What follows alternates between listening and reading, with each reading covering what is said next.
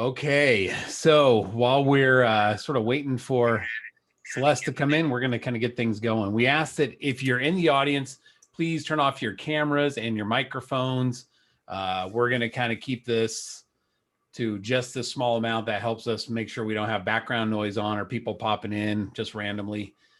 As well as at some point, we are probably going to have some open spots for some questions and kind of be able to have a spot where we allow people to ask questions as they would like.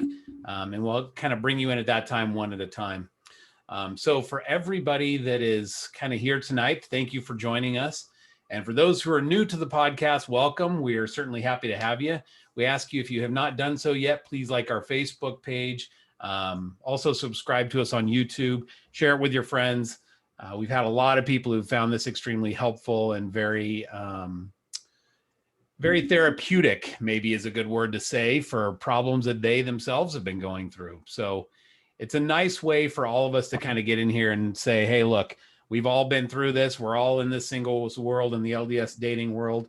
And we've all got, if not the same story, we've all got some similarities that I think oftentimes can help us feel not quite so alone. So, and we might even have the same issues. Yeah. You never know. Oftentimes there's a lot of crossover. So, well, also keep in mind out there that we are not professional therapists. We don't have professionals on staff. This is more like a support group. This is a collection of people, like-mindedness, and we're all LDS, we're all single, like Everett said. But in case anybody out there is like, hey, so where's the professional in this group that's going to lead us and give us words of wisdom? Yeah, that's not this group. Yeah, Corey's much more professional than I am.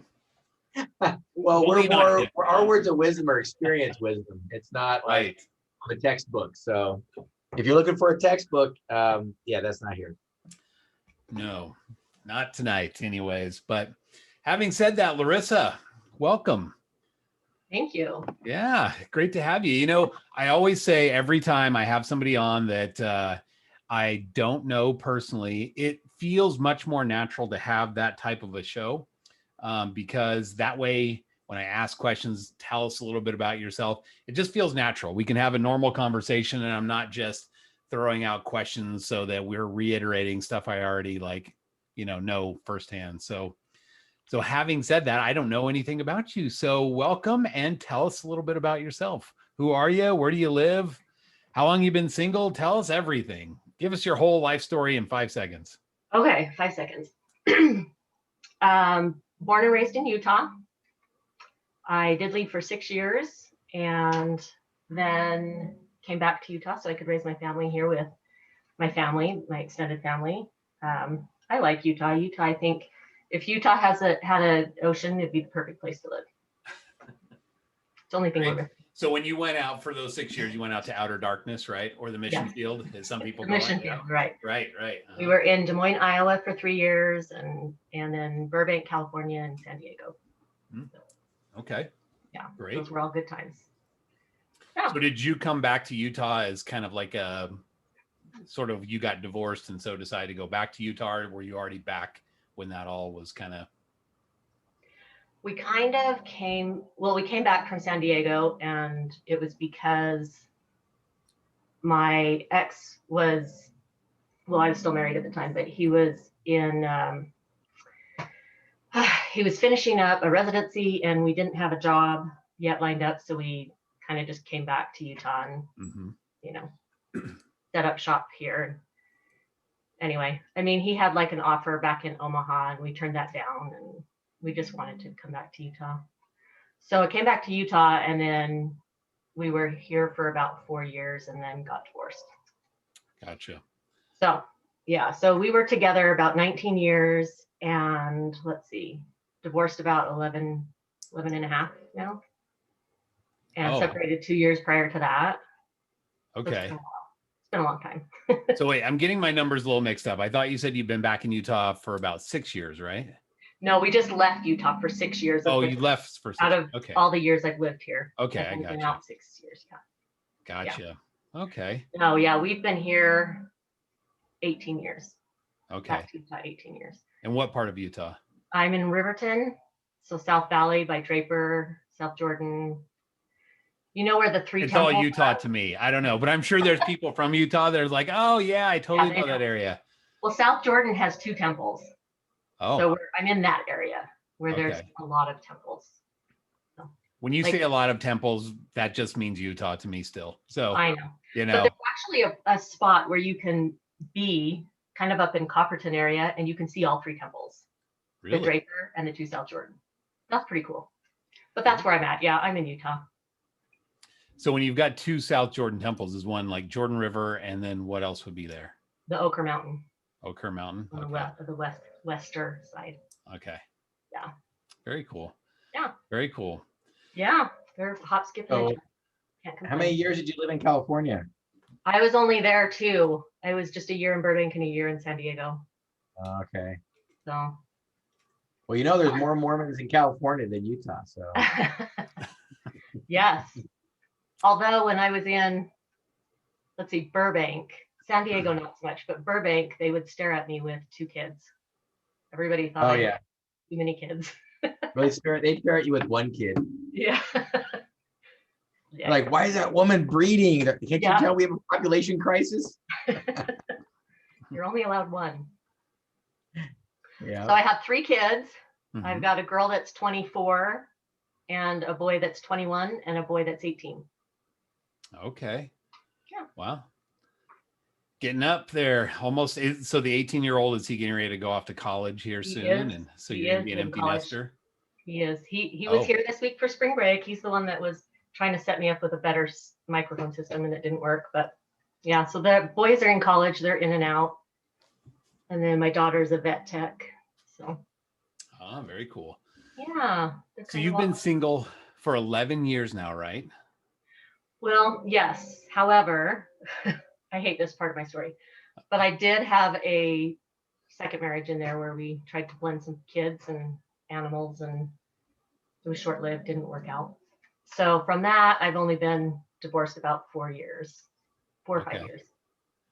When you say it was short-lived, how short is short? Well, 3.5 years. Not that short, but you know. Yeah. Not 6 months. It's a really hard thing blending kids in a second marriage. That is just, it's almost like, you know, just a crapshoot. Either it's going to work or it's not. But yeah, that's a hard one to gauge. How long did you guys date for the second marriage? 2 years. Really? Yeah. So the kids, I would imagine at that point, were fairly familiar with each other. I mean, it's not like you went into this on a hop, skip, and a jump. You weren't blind going into it. Yeah, I would not do that. He would have done that, but I did not do that. Oh, so he was ready to get married like pretty quick, and you were like, no, let's just cool our jets here. Like, we do have kids to consider. Yeah. Mm-hmm. So yeah, the kids weren't necessarily the problem as much as they can be in a blending situation. I mean, we tried to prep. We did step family class through the Utah State Extension, and where the kids go to classes and the parents go to classes, and it was really good. But that situation was more, my ex wasn't in it for the right reasons. So we really didn't have a chance because he wasn't planning on sticking around. He was, I don't know what to call him. I'm trying not to call him a con man, but he's like a con man. So when you say he wasn't in it for the right reasons, and then you throw out con man, is it like, did you have like a nice dowry or something? He's like, hey. Oh, no, but I will tell you, well, no, I won't tell because I don't want to give everybody tips, but just different things that come out after you're going through the divorce and you find out some secrets and a lot of financial stuff that you didn't know about, some lies and just things like that. So really, I didn't have that much, but when he left, everything was inflated. So I was looking at owing him $40,000-$50,000 for a 3-year marriage. Owing him? Why would you have to owe him anything? What? Why would you have to owe him anything? Got to pay him half the equity in the house. What? In 2 years? Oh, you guys must have bought the house together. Well, so here's the thing. The house went up I mean, Utah market is crazy, right? So by the time he left, the market was, I mean, he drug the divorce out for a year and it went up another 25 grand. And I still owed him 12,000 from that, even though he hadn't paid any.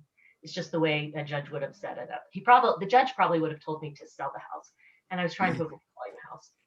But this was a little trick that he pulled. He led me to believe that he was contributing to his 401k. And so when you're in a short-term marriage, you split the contributions of your 401ks. I had been contributing, plus I worked for a large company and profit sharing. His was zero. And so I owed him half of my contributions. And I had only been working a short time, so it was pretty much all of my 401k. It was like half of it. So anyway, I got out of it. It's fine. So would you suggest next time a prenup? Like have all that stuff kind of spelled out before you jump in? I think so. I can't afford any more of that. Yeah, I think when you said like con men, I think a lot of us singles worry about our second marriage, like like, oh, you meet somebody and then they're like, oh, by the way, hey, it's great we got married last night, but now I gotta tell you I got $50,000 in debt or something. It's like, yeah, we can't mess around. You're like, what? You have how much credit card debt? No, I know. And again, I think you have to have those hard conversations. Pardon? I think people need to have those hard conversations. They're hard to have. I mean, you're like, man, I really like this person. I don't want them to run out the door screaming. So how do I address the issue? Like, do you have credit card debt? Are you a spender? Do you how many credit cards do you have? Those are hard questions. You know what? 100% transparency, right? I mean, I think we need to exchange your accounts and background checks on each other and talk to, I don't know, no secrets. That's a big fear is just kind of being deceived and lied to, it's hard. You want to trust somebody, but then. Yeah, I have my LifeLock, so I can just log into my LifeLock and be like, here's my last credit report. Here are my current credit scores. Yeah, I'm cool providing all of it. If I'm marrying somebody, I'm like, here it is, Yeah. This is everything. So. Yeah, so I by think the that's way, you get blindsided from that. Just to let everybody know in the audience, Celeste is actually with us. She is, you can send her chat. She is probably not able to get on video because she is in Cancun. I don't really feel sorry for her because she's in tropical paradise having a great time. So we can't see her, although she is still here. So she will be, you can hear her voice and she'll be chipping in as well, or you can still send her chat and she'll be kind of managing the chat as well. But Celeste is with us tonight. Here. We just can't see her. I'm just a voice over tonight. Yeah, she just sounds like she's communicating from the moon. Yeah. Like, copy. That's kind of what you get after a hard day of snorkeling in a tropical paradise and visiting Tulum and all of those sort of things. Just a rough day. Can y'all even hear me? Yeah, we can hear you. Oh, okay. I was talking, but I don't know. I wasn't sure if it was going through or not. So. Well, sometimes it breaks up. I think sometimes it fades out. So yeah. Okay. Okay. Anyway, sorry about that. A little bit of a tangent. So Larissa, you had your first husband. You had a second foray. I mean, I wouldn't be embarrassed by that. I would imagine that there's probably more than a few on here that have gone through this road as well, or gone down the road as well. But tell me a little bit about your first marriage then. Obviously, that's kind of the big one. You got 3 kids together, and sounds like you guys were together for quite a while. I mean, how old were you when you got married? Tell us the whole story. Did you know each other long beforehand, et cetera, et cetera? Yeah, I think, 3 kids with him. Mm-hmm. I met him when I was 19. So I think that kind of says it. That says it all. I went into the whole thing. I mean, I was 19. I was naively optimistic. And of course, looking at it now, I can see that, I married potential. In fact, my 21-year-old son says, Mom, it was He goes, I see why you married Dad. It was a good gamble. And that's a lot of faith in your dad right there. That's a good gamble. It could go either well, way. and that's 50-50. another story. That their relationship, that's another story. But Okay. yeah, he's he did the best he could with what he's got going on, and he's remarried now, and I think he's happy. So that part's good. And our kids are adults, so we rarely even have to talk anymore. So things are great. And anyway, we dated a long time and got married. Okay. Now, when and you say a then long time, describe dated- long time. we dated 3 years. Okay. Because A a long long time in like when you're 19 can be like 3 months, like, gosh, Yeah. it feels like forever. And it's a long time in Mormon land, they're kind of. Well, yeah, you just described like practically the millennium in Mormon time. So 3 years is forever at 19. Yeah. People were like, what's up with you guys? Yeah. Anyway, so yeah, it happened. We married and dealt with, there was just a lot of things between the two husbands, the two exes. There's there was a lot of addictive behaviors and a lot of got some mental illness going on, True. abuse, things like that. So it was just like a roller coaster life. It was up and down, being on medication, getting off medication, self-medicating, and and then things just got progressively worse and worse and worse, and things got better for a minute and then they got worse again, and I just kind of had to leave. I had no choice. So I knew that I was having I was dealing with it for 19 years. There was abuse in the beginning. I know I shouldn't have married him. I know that now. There's some stuff there that was manipulative, and my 19-year-old self fell for it, Well, when you're 19, it's a different world. You haven't lived through a lot of this stuff. Yeah. And I didn't talk about it. I didn't really have anybody to talk about it. I remember being in college, and that's where I met him. He was at BYU. And I remember my really good friend she only lived with me for a semester, and then she moved out, and I kind of felt alone, and I'm the oldest of 6 children, so I didn't have any older sisters, and my parents were going through their own divorce at the time, and I just I didn't have anybody to talk to. And I think if I would have had somebody, like if I'd have thought of therapy back then, somebody to help me through it all, things would have been different. But then, I wouldn't have my kids, so there's always that. So it sounds like from what you're saying that it was almost immediate, that pretty quickly you guys were in over your head when it comes to like problems in a marriage. Yes. Okay. There were red flags for sure. Even before you got married, that you're just like, no. Yes. Yeah. That's what, yeah.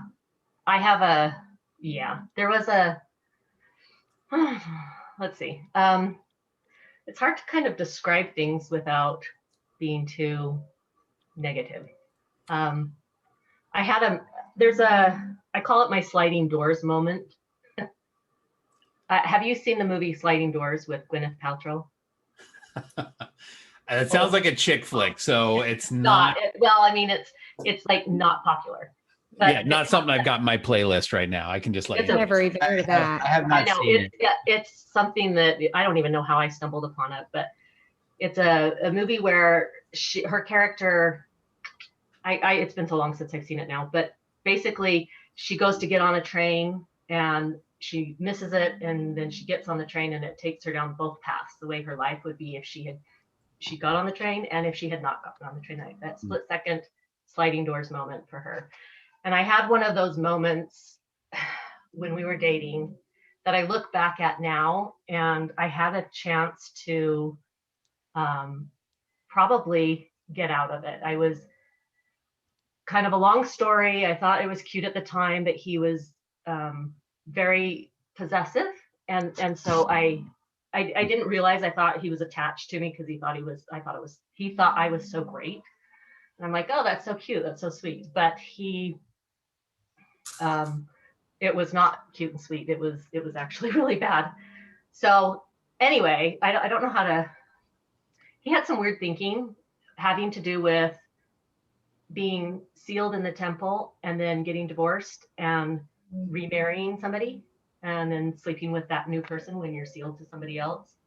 And he thought it was just super wrong. And he wait, hold on. I'm confused here. So you guys were sealed. He gets yeah, and he wasn't even talking. No, he wasn't talking about us. Okay, so right. It's hard to explain. There was somebody that we knew that had been divorced, had been sealed, had been divorced, was going on a date, and he witnessed it. It was somebody that I knew, and he was upset about it, but he didn't tell me about it. And so I was in paralegal school at UVU, and we went to the BYU Law Library, and I had a night class there, and he came there to study, while I was in my class, which I thought was cute. And it was really just like, I'm not letting her out of my sight type stuff.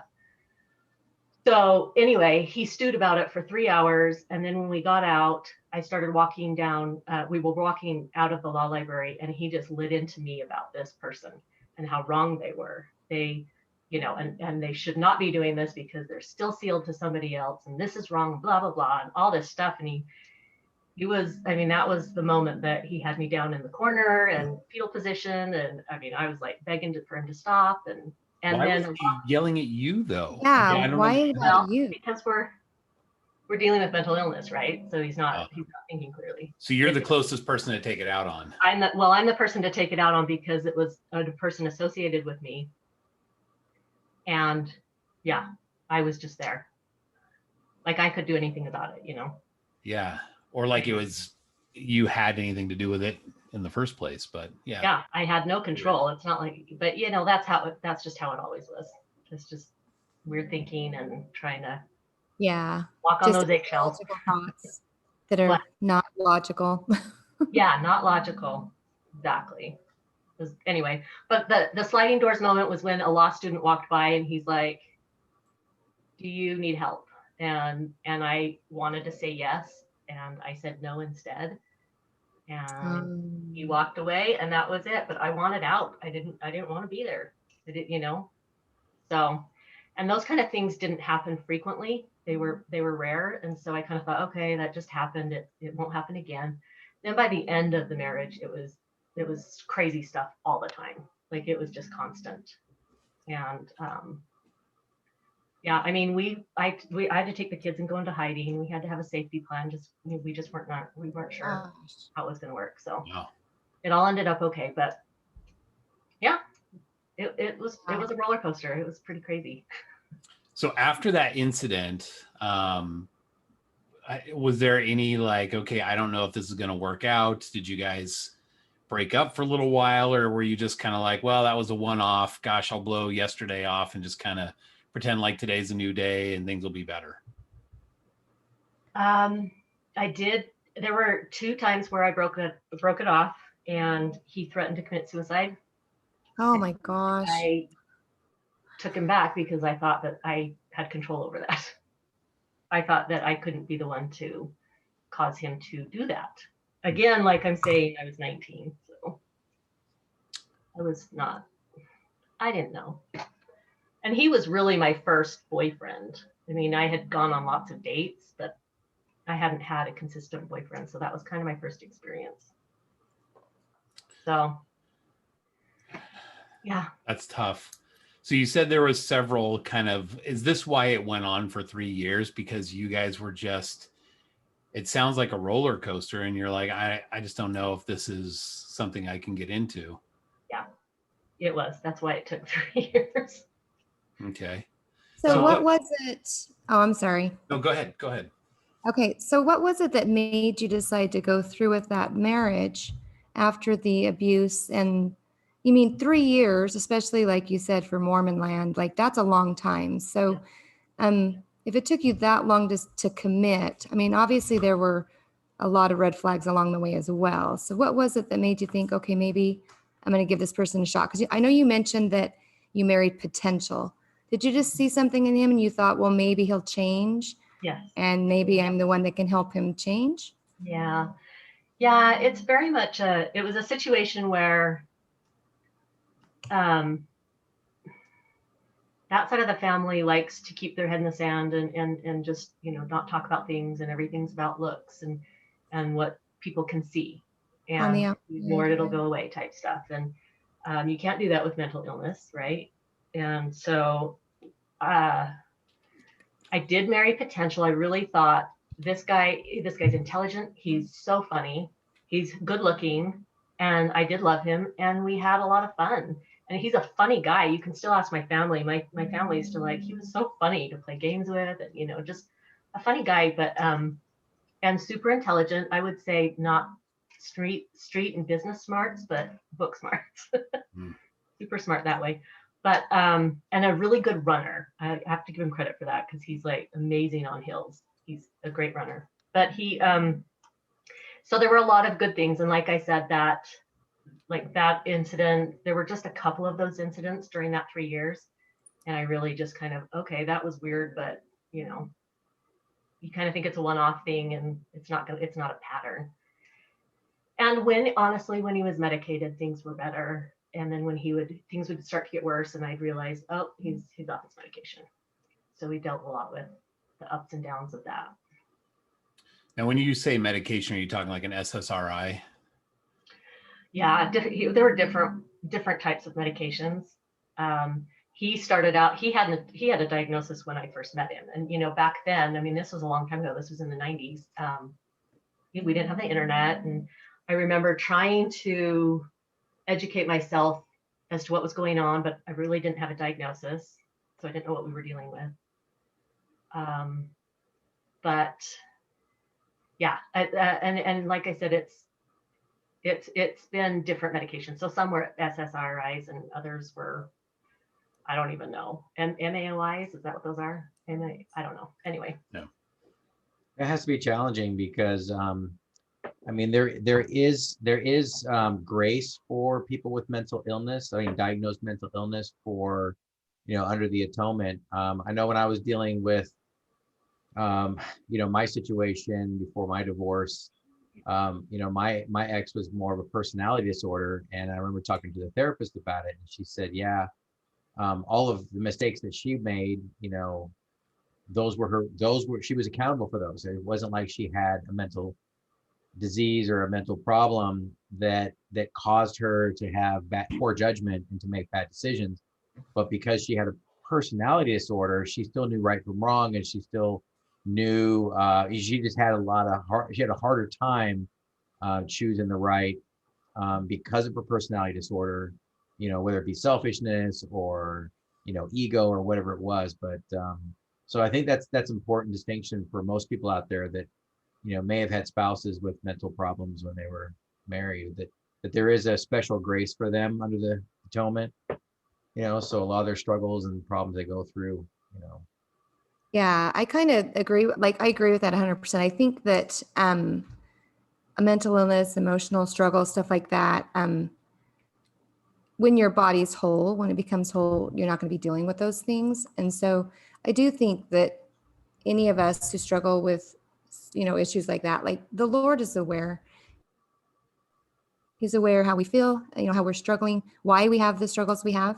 And there's probably a lot of background to each of our struggles. And so absolutely, I think the Lord would have to be full of grace for people who struggle in that way.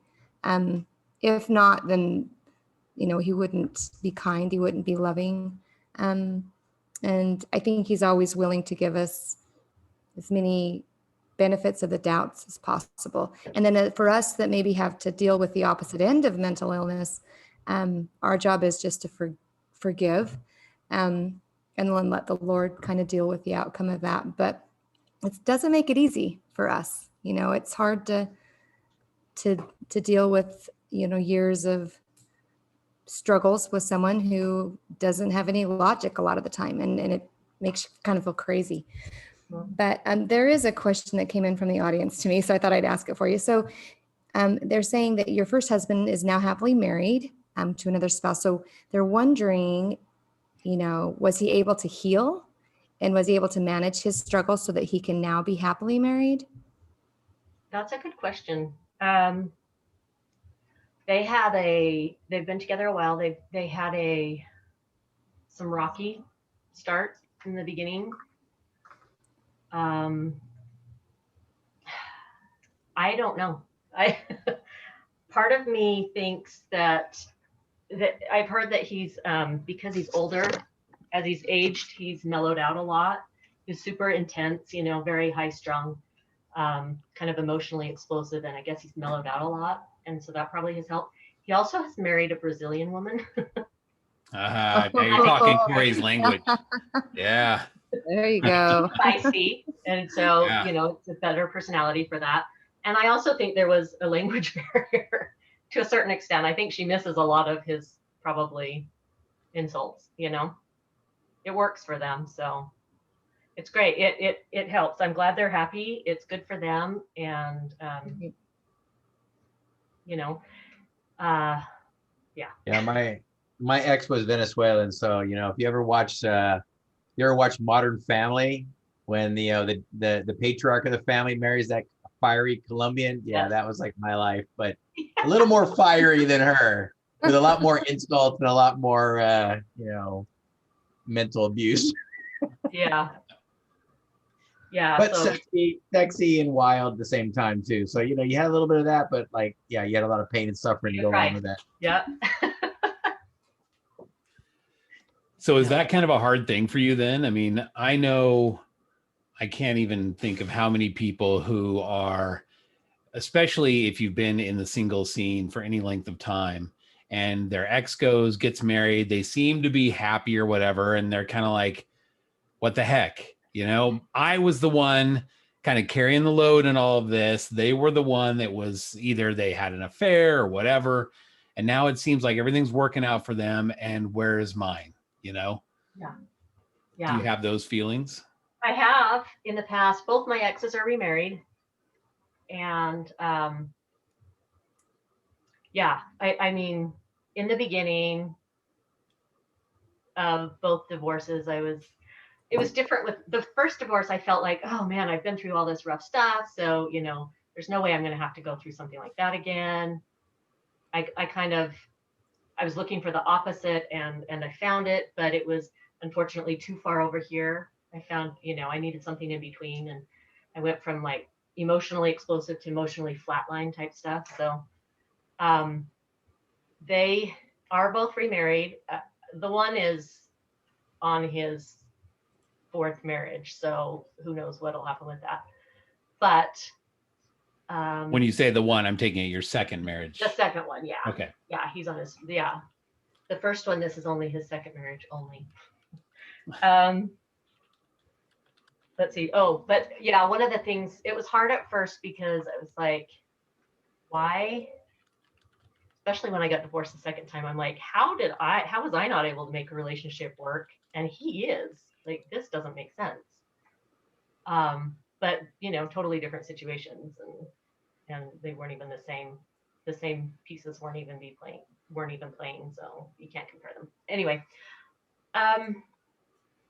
she is a very good cook. So in the beginning, there were a lot of things where the kids would go over and I would hear how great she was. She also couldn't work. And so I was working full time and trying to parent the kids, you know, almost 100% of the time, because that's just how our dynamic was. And she was just home cleaning and cooking all day and looking pretty. And why couldn't she work? Was it like a visa issue I or think it just was a disability? visa issue, yeah. Okay. Yeah, she just couldn't work, and she didn't drive, and anyway, but the kids would come home and be like, oh, she makes the best food and I want to make her spaghetti and da da da da. And I, you know, and here I am getting home like at 7 p.m. not cooking, or anyway, it was like a knife in the heart, but I got through that. I was like, at least they're being fed and they're happy and they're being taken care of.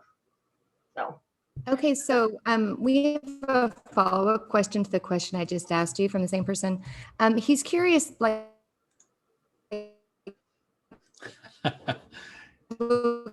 Sorry, you're breaking up. Your audio is not working. Now. No. Yeah, the Mexican bandwidth is not working so well from Cancun tonight. Yeah, there must be a lot of Netflix streaming going on in Cancun right now. You might have to type that one out to us, Les. Yeah, that almost sounds like a bad start to an 80s song or something right there.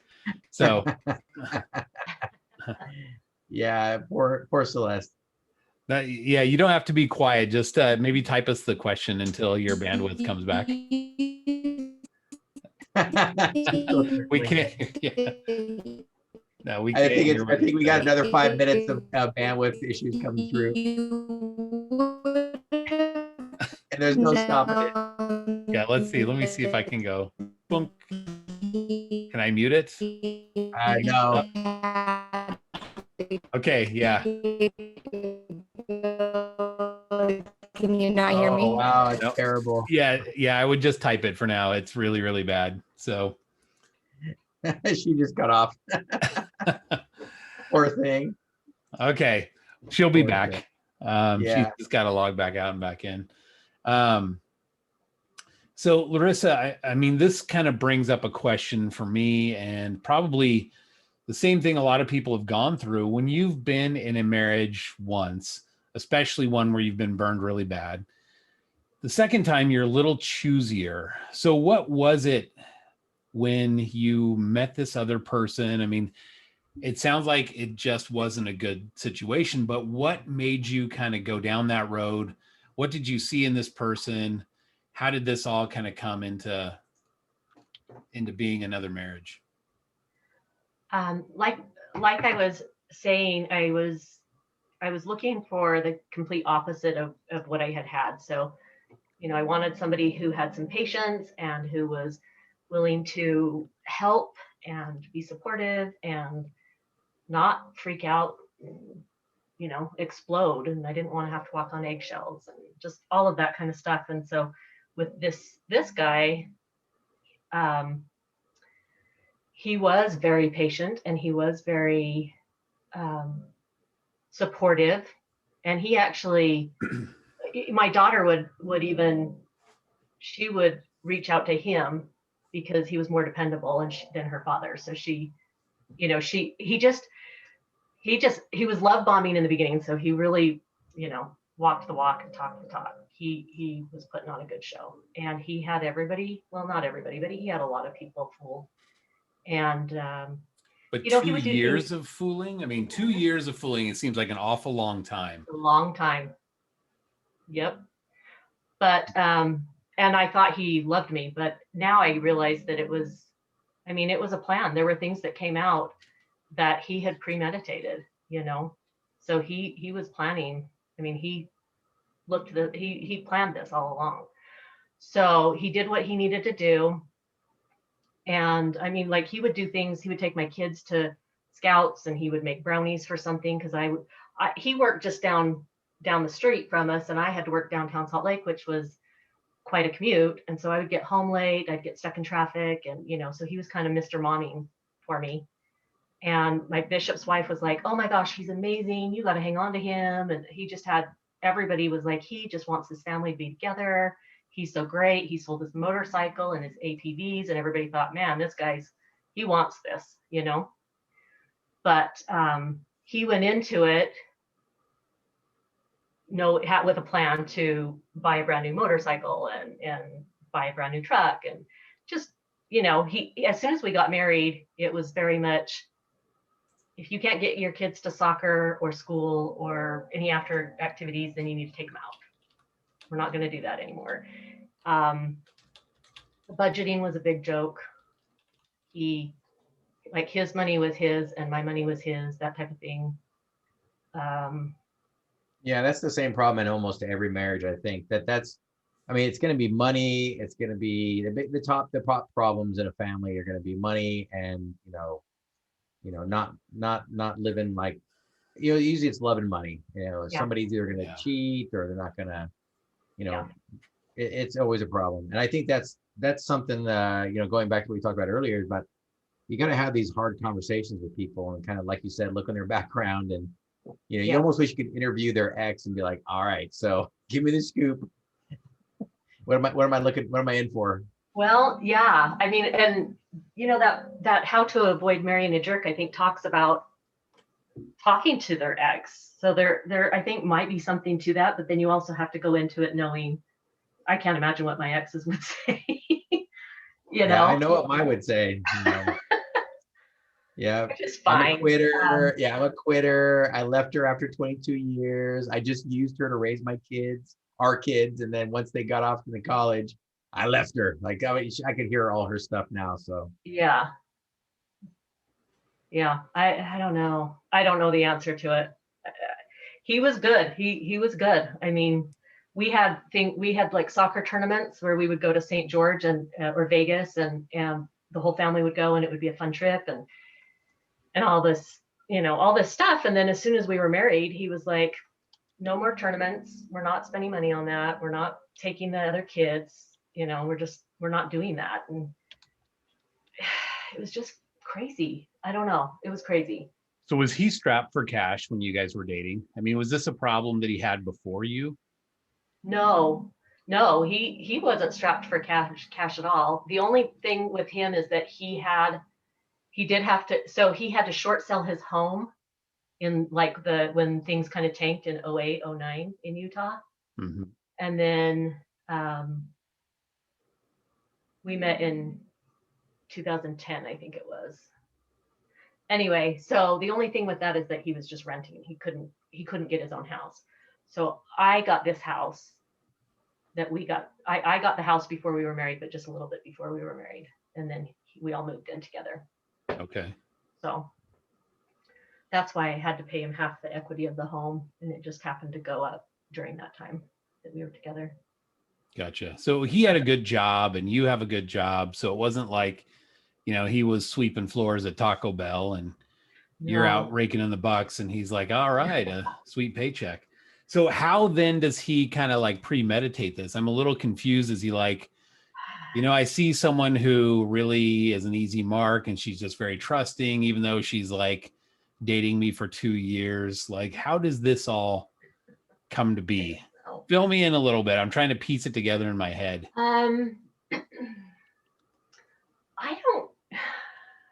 I don't know. There's a lot I still try to figure out. I'm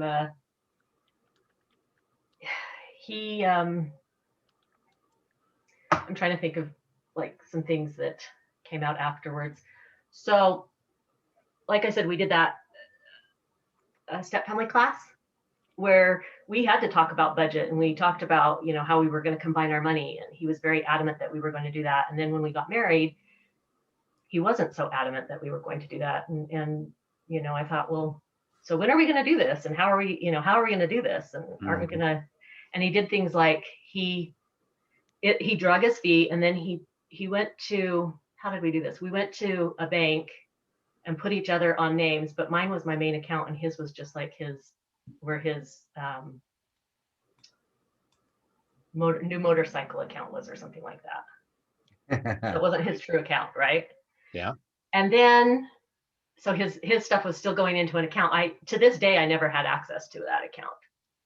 And then he got debit cards, which I actually don't like to use debit cards because of my first ex. I couldn't keep track, back in the 90s, I couldn't keep track of all his withdrawals. So I'm like, no more debit cards. So I was against debit cards, and he goes and gets debit cards on my account. And then he's over there spending with the debit cards and spending all my money. And then I was like, we're getting low here. You better give me some money.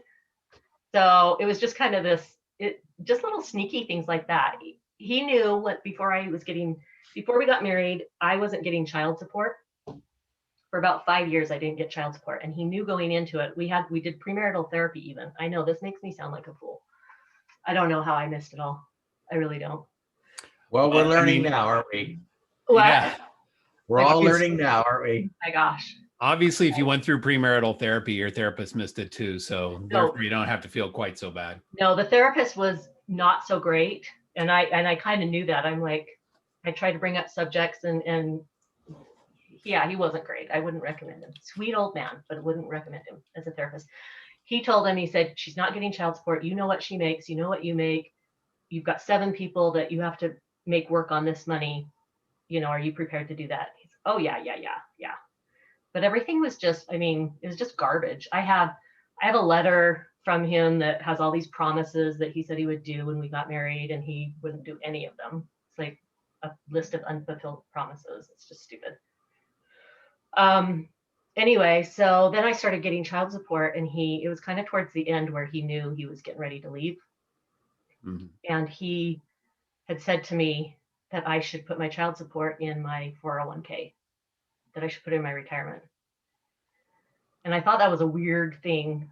I'm like, why would I do that? Why would you suggest that? You know, and I didn't do it. But now afterwards, I look at it, he just wanted me to pad my retirement so he could get half of it. So just little things like that. He was just sneaky with, you know, things I didn't see coming. And then even during the divorce, he didn't provide all the details that he was supposed to. So we just finally settled just to get rid of him. Were you guys married in the temple? No. Okay. So never sealed? No. Thankfully. Well, I mean, my thoughts on that is even if somebody is sealed, that doesn't mean you're stuck, you know? Yeah. I don't think Heavenly Father would be like, but no, sorry, you guys got sealed. You're stuck with them. You both got to make it. I mean, you both got to make it. Right. In the end, right. So if one spouse you're sealed to is out partying and, you know, living the 70s fast lane, you know, going to disco and sleeping around, and then they show up to heaven and they're going, hey, I'm sealed to her. You know, sorry, it's not going to work out. So, yeah.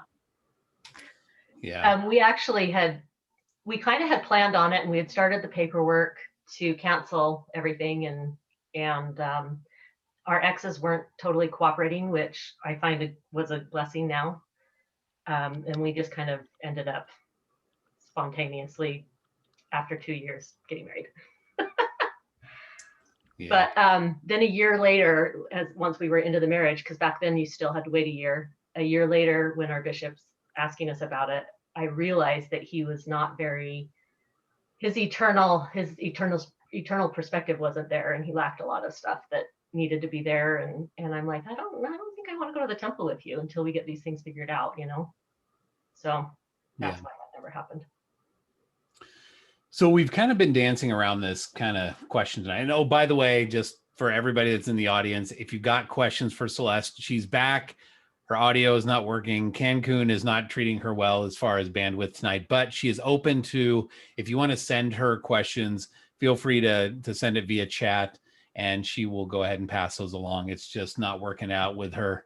We thought we could get audio, but that's clearly not working out so well either. So Everett, when you say dancing around the issue, the topic tonight is disco. So you got to say the disco dancing around the issue. Right. Oh, there you go. Apparently my shirt is really shiny tonight. I don't know why, but everybody's like, Corey's got a disco shirt on. To me, it doesn't look like disco. It looks like you're going bowling.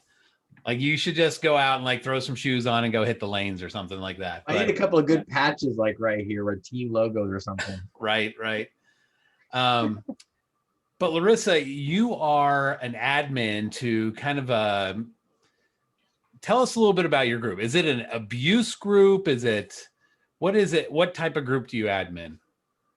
It's just a safety group, a dating safety group for LDS women. Okay. It's not like we don't talk about it. We don't advertise it, you know, that type of thing.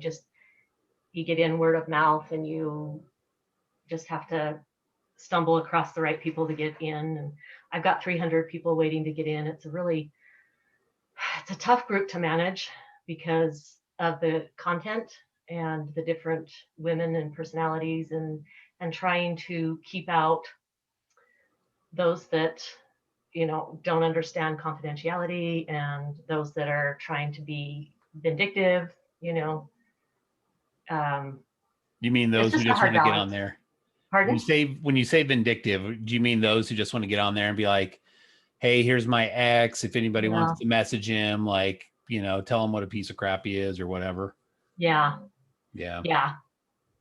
So we want to keep it, you know, a healthy, focused group, and it's hard. It's, you know, we all work and don't have time to babysit some of these people. We have to kick people out, and it's a process to get them in. We want to make sure that we're allowing people in that are truly who they are, and not, you know, fake accounts and that type of thing. But anyway. So how's that been going? I mean, here's my thoughts on this is, you know, we've all gone through this, and guys, you know, I guess we're just sort of expected to be like, ah, you're all right, you're guys, you guys will figure it out to some degree. But when you get onto the normal Facebook groups, like the dating groups, LDS 35 plus, LDS 35 and wiser, any of those, LDS dating, it always turns into this battle of the sexes. We've talked about this probably just about every podcast. And there's damage on both sides, right? There's these feelings of like either betrayal or hurt or pain. And a lot of that just gets projected outward. So when you've got a group like yours, what's kind of is the purpose of this to try and find healing and like, okay, guys, let's talk about these things so that we can move forward healthily? Or do you just want like a place to vent? Or tell us a little bit more about what kind of goes on, I guess. Yeah. We definitely want it to be a place of healing and as positive as it can be under the circumstances. Mm-hmm. It's hard. It's a hard topic because, like you said, battle of the sexes. We look at it very differently. You know, women focus on dating, and safety is always like the biggest priority, I think, with them. I don't know if men do that. I don't know if men have, you know, a safety code and if they have to worry about whether this woman's going to rape them or not. I don't know if they have those. Okay. Thoughts. I see. So you're talking about like how to stay safe on like, you know, first dates or like going to isolated places. Yes. Not so much like, you know, how to date somebody safely and that's important too, because you got guys traveling around the country. And so the issue you have with that is jurisdiction. So when a guy flies into Dallas or flies into wherever and, you know, commits a crime on a woman, then he flies back to another state. Well, then she reports it to her local authorities, but they're charging him in that state. But how do they get him extradited, or how do they get him arrested? And so you have these issues of like, you know, cross state lines. So, I mean, technically that would be a federal crime, and you'd have to report that federally. But again, it's all jurisdiction stuff, and it's difficult. So that's the danger, especially when you're doing these long distance relationships or long distance dating. And some men will, you know, have a record in another state and move to another state to avoid that. And anyway, we get all kinds of stuff. We see all kinds of stuff come through and all, you know, ranges of safety. Yeah. Well, luckily we happen to have a professional safety officer on with us tonight in Corey. So he's as FBI, he kind of deals with some of that type of stuff. So although I don't know that you work those cases, I think you're more cyber crimes, right? Yeah, but I mean, I understand the generality of like across state lines. So when somebody crosses state lines and commit crimes, that's usually a federal offense. So that's federal time, and that's going to be like an FBI case. So that's something out there if anybody were to have a situation, because, you know, if you have somebody who crosses state lines, you know, just to give you kind of a quick example. I mean, all the states are like independent. The federal government just handles the situations between the states. We call that, you know, interstate commerce. That's kind of what the federal government kind of regulates. And all of the federal laws are based on interstate commerce. So if somebody steals a car and drives it from California to Nevada, that becomes a transportation of stolen property across state lines. That's just basically how we get our laws. And so if somebody crosses state lines to commit a sex offense, then, you know, that becomes a federal crime. So that's just something to keep in mind in terms of like if you were to file charges with somebody. So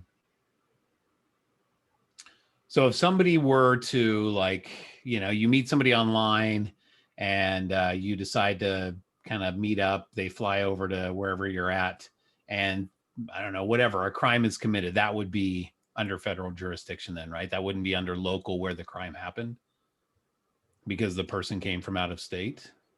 Yeah, I mean, they'd still file locally if they wanted to, but that would be a good start right there, just to get the process started. But then let the local officials know that person traveled from out of state to come in and commit the crime, and that they'll probably reach out to the FBI, or the victim could probably still contact the FBI office and say, I filed a local charge, but the guy's in another state. He crossed state lines to commit this crime. So sexual offenses like that, you know, we do address those, and we even address them on an international basis too. So something to keep in mind.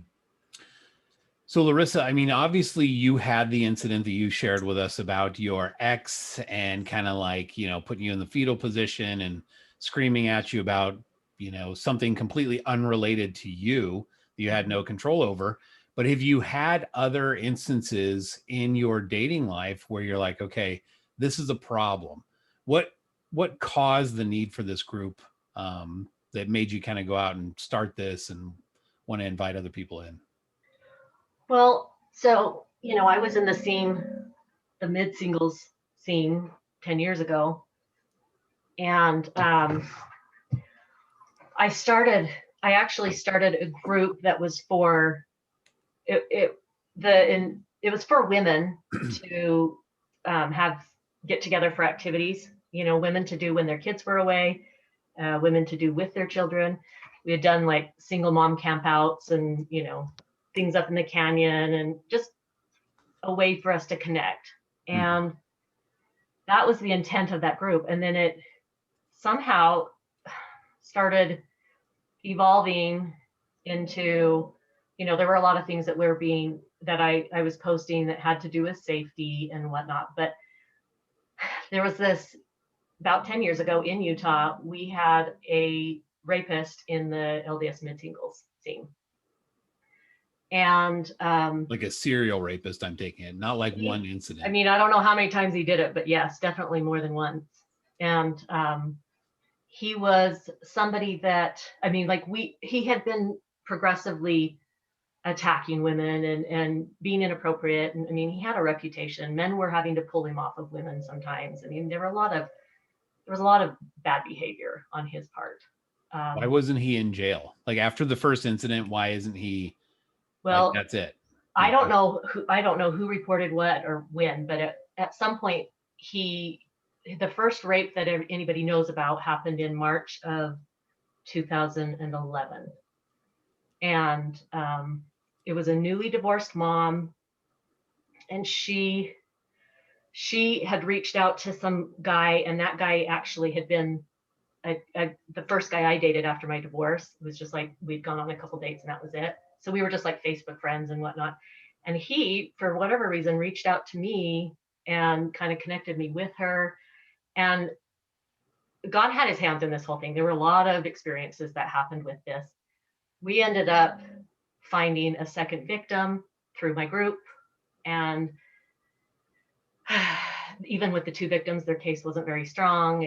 And so it was just this long process of finding others who had been assaulted or whatever. And I mean, there were just things that would come to me and people, you know, I'm like, hey, I've got more information. I was just kind of this filter for information. And anyway, so that group kind of evolved to this thing, and they ended up being able to, they did charge him, and he had his preliminary hearing, and then he was in jail, and then he got out on bail, and 2 days after that he committed suicide. So that's how it ended. Wow. So there was no resolve with any of that. But and then after that we had a catfisher that was going around the LDS mid-singles, and he was a busy guy and got around. He was well known, and so we just started kind of trying to warn women like of him. He was we called him the Hinckley quote predator, because he started out his things with this Hinckley quote about women, and he would always have good looking pictures, and some women would kind of fall for it. It was kind of an emotional thing. He tried to get them connected, and then they would confess things to him, you know, they'd get real close and trust him. And then when he'd go to meet them, he'd confess and say, oh, hey, I'm not who I am. Go Google my number, and you'll see all this stuff about me. So was his picture like totally different too? Like you show up and he's like 4'3" or something like that. And... Well, he would never show up. He would set a date, but he would always go in and confess right before and say, hey, I can't meet you. Here's what I'm doing. I'm catfishing you. So that's as far as he got. As far as I know, he wasn't violent. So he never met anybody in person right before the date. He would like just come That I know clean. of. Yeah. I mean, this went on for 6 years. He did this for a very long time. And I mean, if you Googled his number, it's gone now, but there were hundreds of the same story. I don't know what the guy was getting from it. He had a wife and kids. I don't know if he had a job, but It's just a thrill. I think it's just a thrill of like, oh, look at these women paying attention to me. yeah. I mean, he just needed women to say, you know, sweet nothings to him over text. You know, it just kind of stewed his ego. But yeah, another thing to also along the catfishing thing to be mindful of is that there's a lot of criminal organizations out there that they do romance scams. They go to these dating sites, they go to Facebook, they go to these dating sites to try to recruit women, gain their trust so that they can say, hey, my brother he lives in the States and I'm stuck overseas and I need, you know, him to wire me some money, but he doesn't have a way to wire it to me. So can he deposit it to your account and then you wire it to me? And then really what they're doing is they're defrauding businesses, and they're using these business email compromises to trick businesses into doing wire transfers to their bank account. And then they're quickly wiring it through these romance schemes to get the money wired out of the country quickly. So, you know, just be careful out there with, you know, that's another safety issue.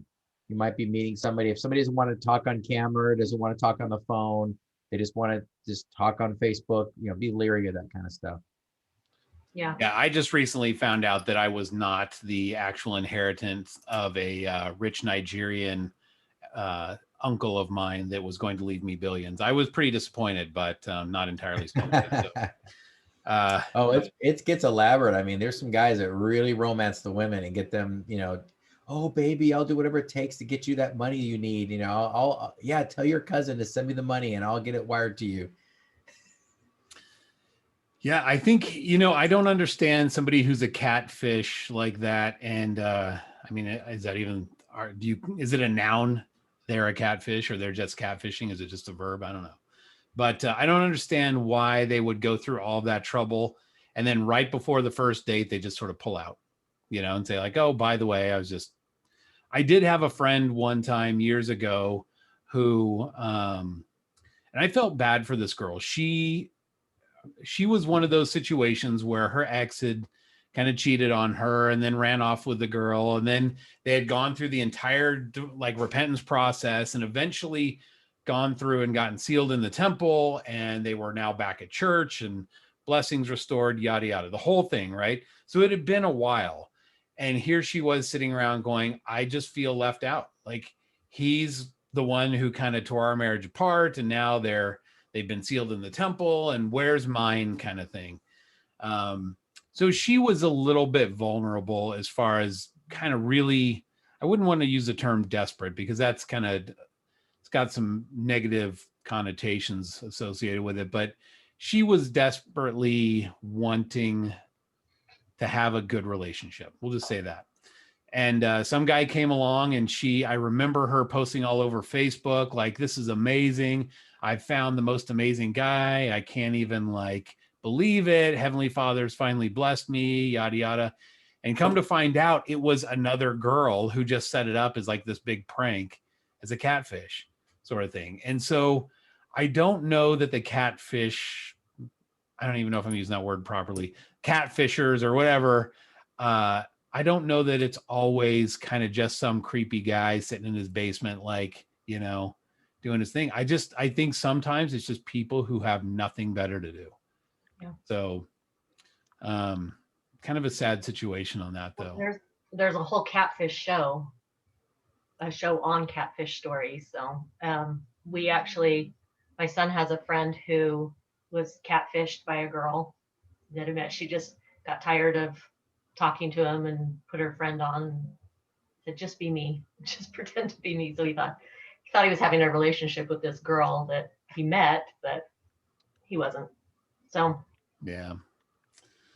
So in your group, what kind of issues do girls run into more? I mean, for all the guys out here, obviously, I think I would hope that most of the guys that tune into this are fairly outstanding guys and are not somebody who would be kind of a creeper or cause any sort of harm to anybody. But what kind of things have you guys discussed in your group that are definite red flags, things to avoid, things that have happened to girls that, I don't know, what kind of things should the women be concerned about?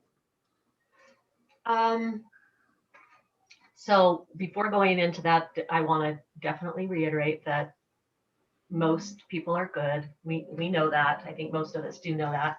Yeah. When we talk about this, I feel like the men kind of get a little concerned that we're going to start mudslinging and, you know, man bashing type stuff. So yeah, that's not what it is. Unfortunately, there are some really bad dudes out there that are, you know, making things hard for the rest of us, or for the rest of the men to date us easily, I guess, because we have to have all of our rules and parameters in place, and, you know. Yeah. So I think if you could just think about it from the perspective of, you know, your daughters and your sisters, your, you know, moms who may be single, just whoever in your life, the women in your life, think of it from their perspective. And like I said, when we date, we have to focus on, is this person a safe person? And are we going to a public place? And, you know, we should be, this is all my opinion, of course, but we should be letting people know where we're at, giving somebody. So my friends and I will have, if somebody goes on a date, they'll send the picture and the name and say, I'm going on a date with this guy, this time, meeting here. And we have a safety word. And so oops.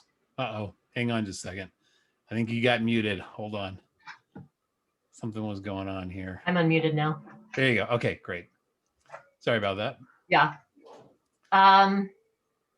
Sorry.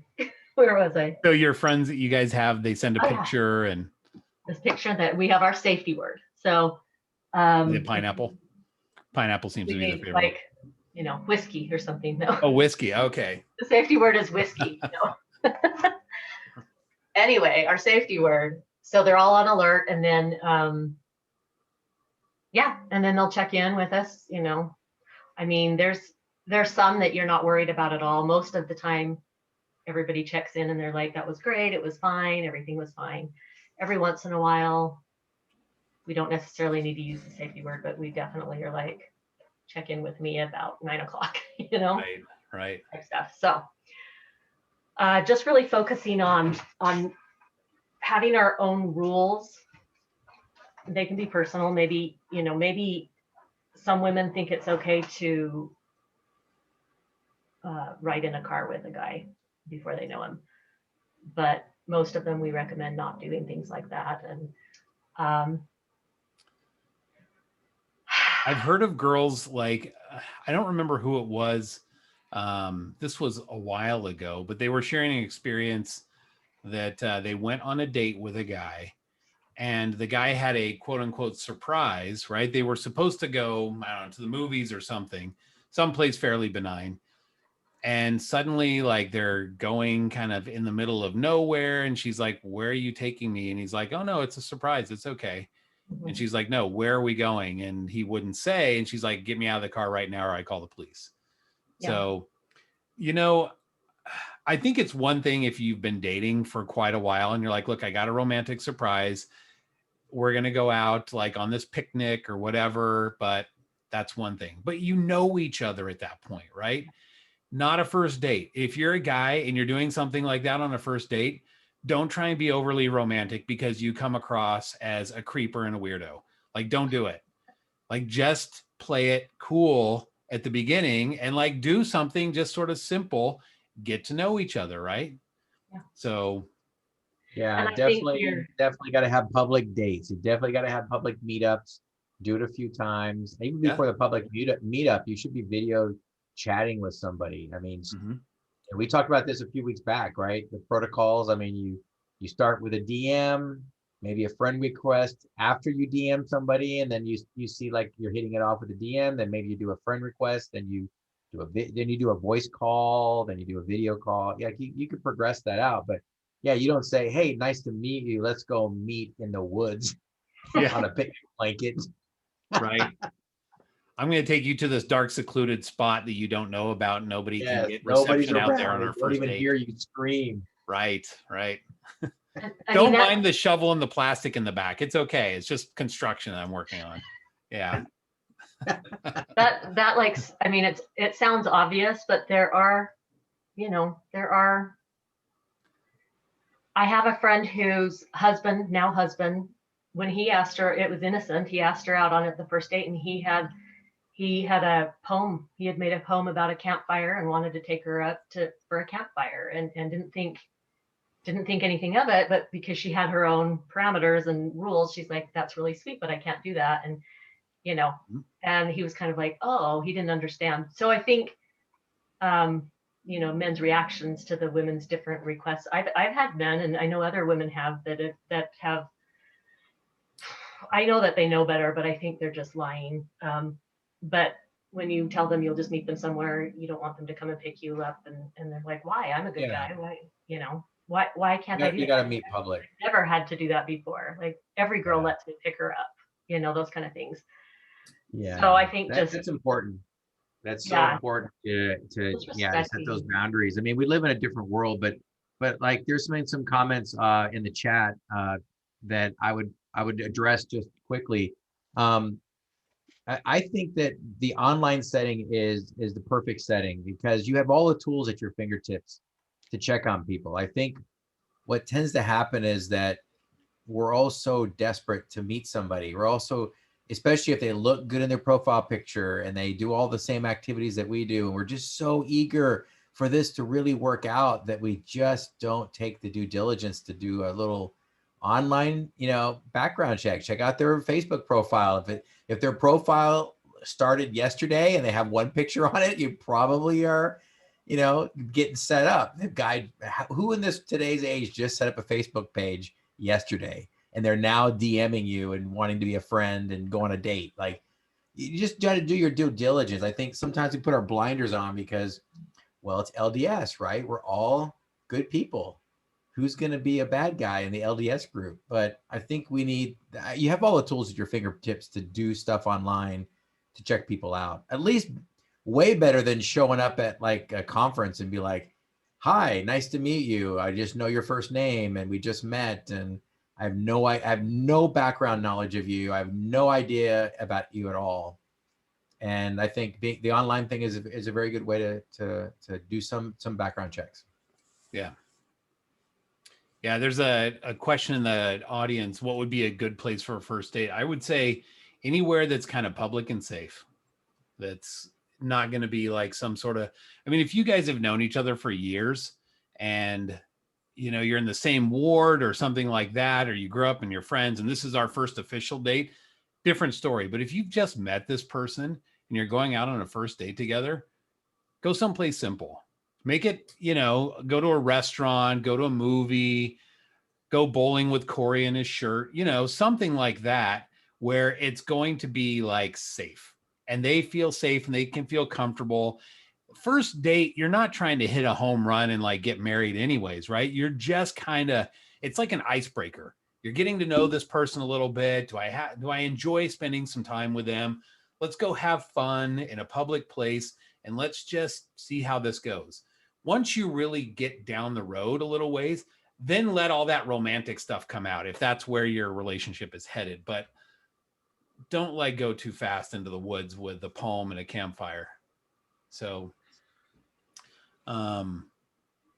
yeah. Anyways, sorry. Yeah, no. And I think I've done this myself. We can, we kind of have our guards up for a while and then we get complacent and maybe let something slip in, or we trust somebody, or maybe it's somebody we knew 20 years ago, or they were our brother's friend 20 years ago, and we think they're safe because of that, and really they're not. But we just have to always be on our A game with dating.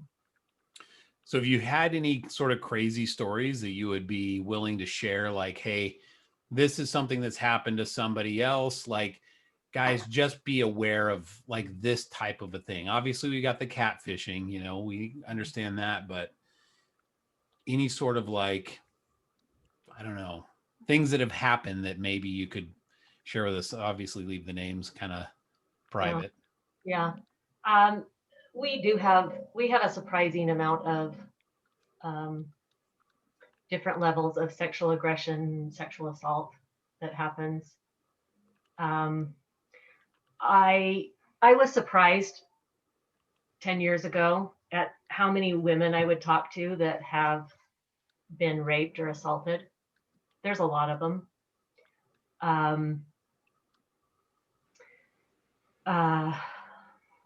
Anyway, so those are our big things. Some things we deal with in the LDS culture is men who use their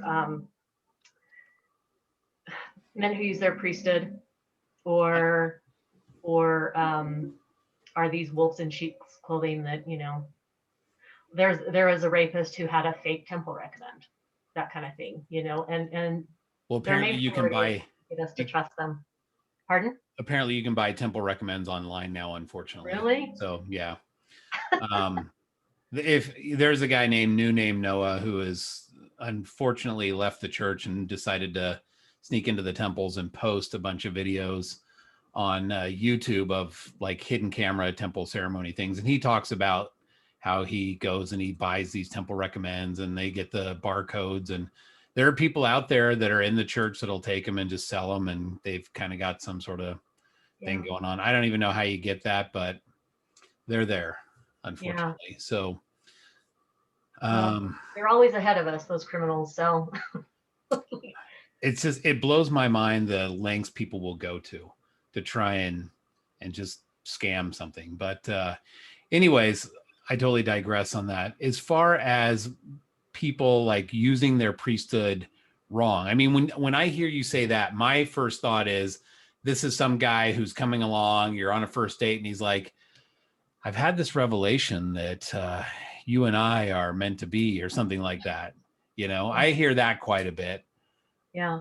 So what other kind of ways, when you're talking about using their priesthood unrighteously? Well, and this maybe isn't using the priesthood necessarily, but just the fact that like we've had a guy that his motive is to kind of tell everybody he's on a dating break, and he's on a spiritual journey, and he's, you know, getting himself back to where he needs to be, and he offers to give blessings and things like that. And then he's acting like he'll be with a girl, and he is just manipulating them to believe they're not a couple, but then they start doing couple things, and then the girl starts to feel like they are a couple because they're doing couple things, and he's doing that with other women as well, and just kind of misleading them. And they, you know, and I mean, they're doing things that they shouldn't be doing, that type of thing. So I don't know. I mean, I haven't been subject to that, so I just hear the stories. I don't know. It's hard, but I mean, I don't know. We can all be easily tricked and deceived. That's just, you know, even super intelligent people. Right. Well, I mean, that's how people, you know, I gave a talk today in church, and I kind of mentioned a little bit, we're talking a little bit about fear and manipulation, and how Lucifer uses fear and manipulation to kind of, you know, trick you. And, you know, I kind of brought up the topic of like Adam and Eve, and how Eve was deceived first through Lucifer convincing her of a truth. And it was an eternal truth. It was a truth. It was actually something that Heavenly Father told Eve. And so she totally trusted him after he told her, yeah, you can eat the fruit and you'll know what God knows. You'll be like a God, and you'll know good from evil. And she's like, check, check, check. Yeah, that's correct. That's what Heavenly Father said. And then he slipped in, you know, the little lie that she didn't catch, because she totally trusted him, which was, yeah, but you won't die. You know, go ahead and eat it. And so that's how criminals do it. They build your trust. They get you to trust something. They try to portray themselves as your friend.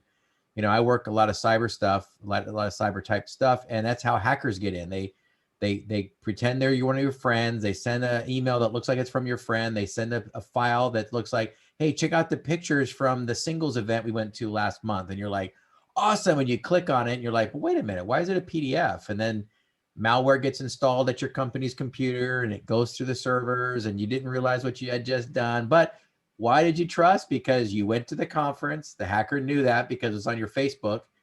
You trusted him. You trusted that the pictures were from a legit friend, but then what was the secondary thing happened? You know, you got the lie, you know, so that is the pattern. And you just got to be careful when you're online that when you're dating, you don't get that thing that happens to you where they butter you up. They tell you all the things you need to hear, you know, and then you're blinded to when the lies come in. So just keep that in mind. So Larissa, what is your biggest concern as far as dating goes? What kind of things make you nervous right now as you go out? Personally, I worry about the deceit, just being lied to, you know, meeting somebody and having them pretend to be somebody they're not. Same kind of thing that I did with my second one. So are you worried that they're going to be like, okay, yeah, I'm a great guy. And then like, for me, I don't know.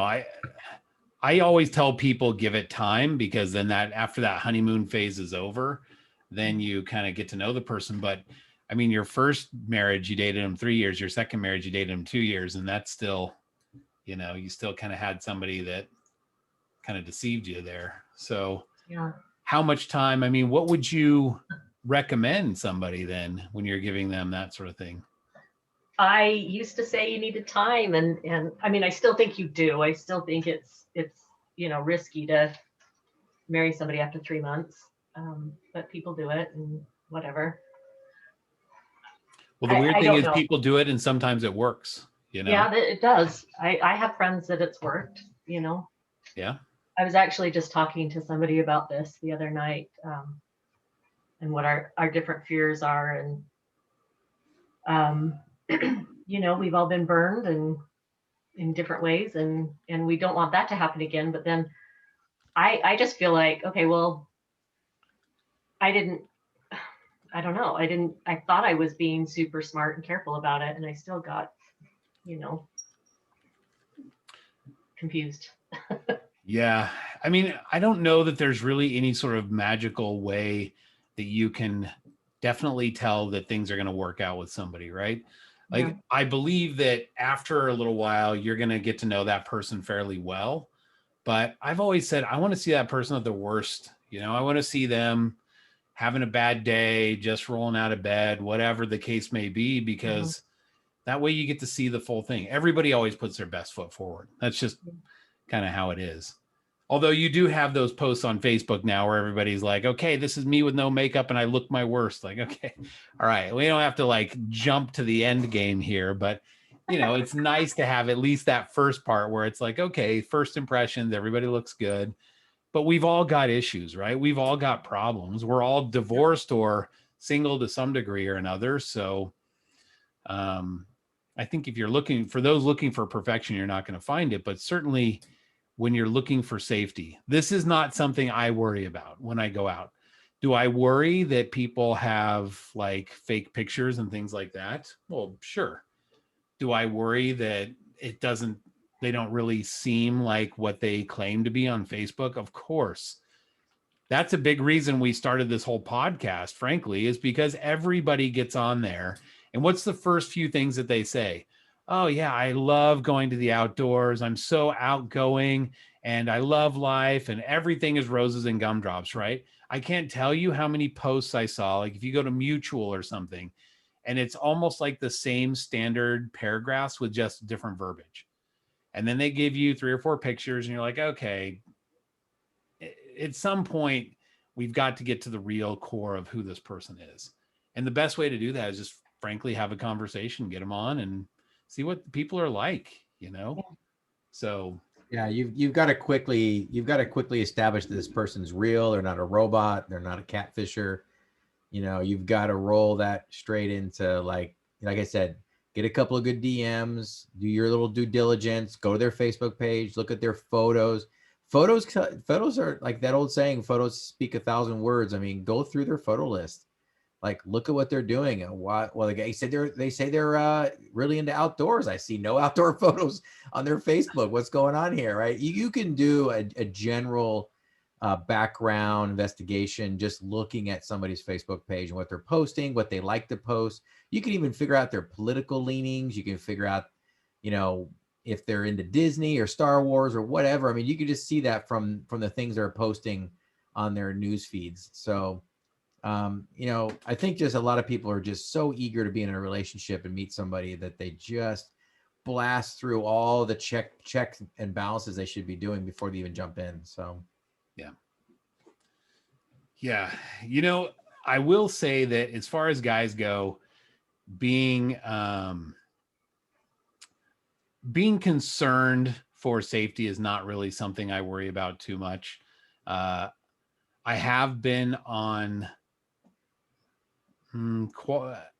I would say we were more just friends at the time. It wasn't really a very serious date, but you know, this was years ago. I had somebody who told me that she had taken a guy out into the desert and shot him and buried him. Kind of a little freaky. I don't think she was serious about it, but yeah, it's kind of one of those things where you're like, yeah, okay, Jody Arias, you're a little nuts. So I think probably a second round of this is not going to happen, but it does happen. I mean, it does happen both ways, much, much less frequently, I would gather, than girls than guys. But I certainly don't want, like you were saying, I don't want to have the guys feel like this is a guy bashing session, because I think there's a lot of good guys. I think guys, for the most part, even when they're going to do something weird and creepy, like take somebody out on a surprise date in the woods on their first date, I think they probably more often than not mean well. But as a girl, how would you know? You know, how would you know that this is benign? They really are sweet. They just don't know, like, how to just kind of ease into this after we've known each other a while. You know what I mean? Yeah. So yeah, it's kind of a hard thing. We're in the dating world. We're going to run into some creepers. There are people out there who are predators who just know people are vulnerable at this stage of life and they see an easy target. It's unfortunate, but it's real. So in your group, what kind of things do you counsel the other people that are struggling with this then? Well,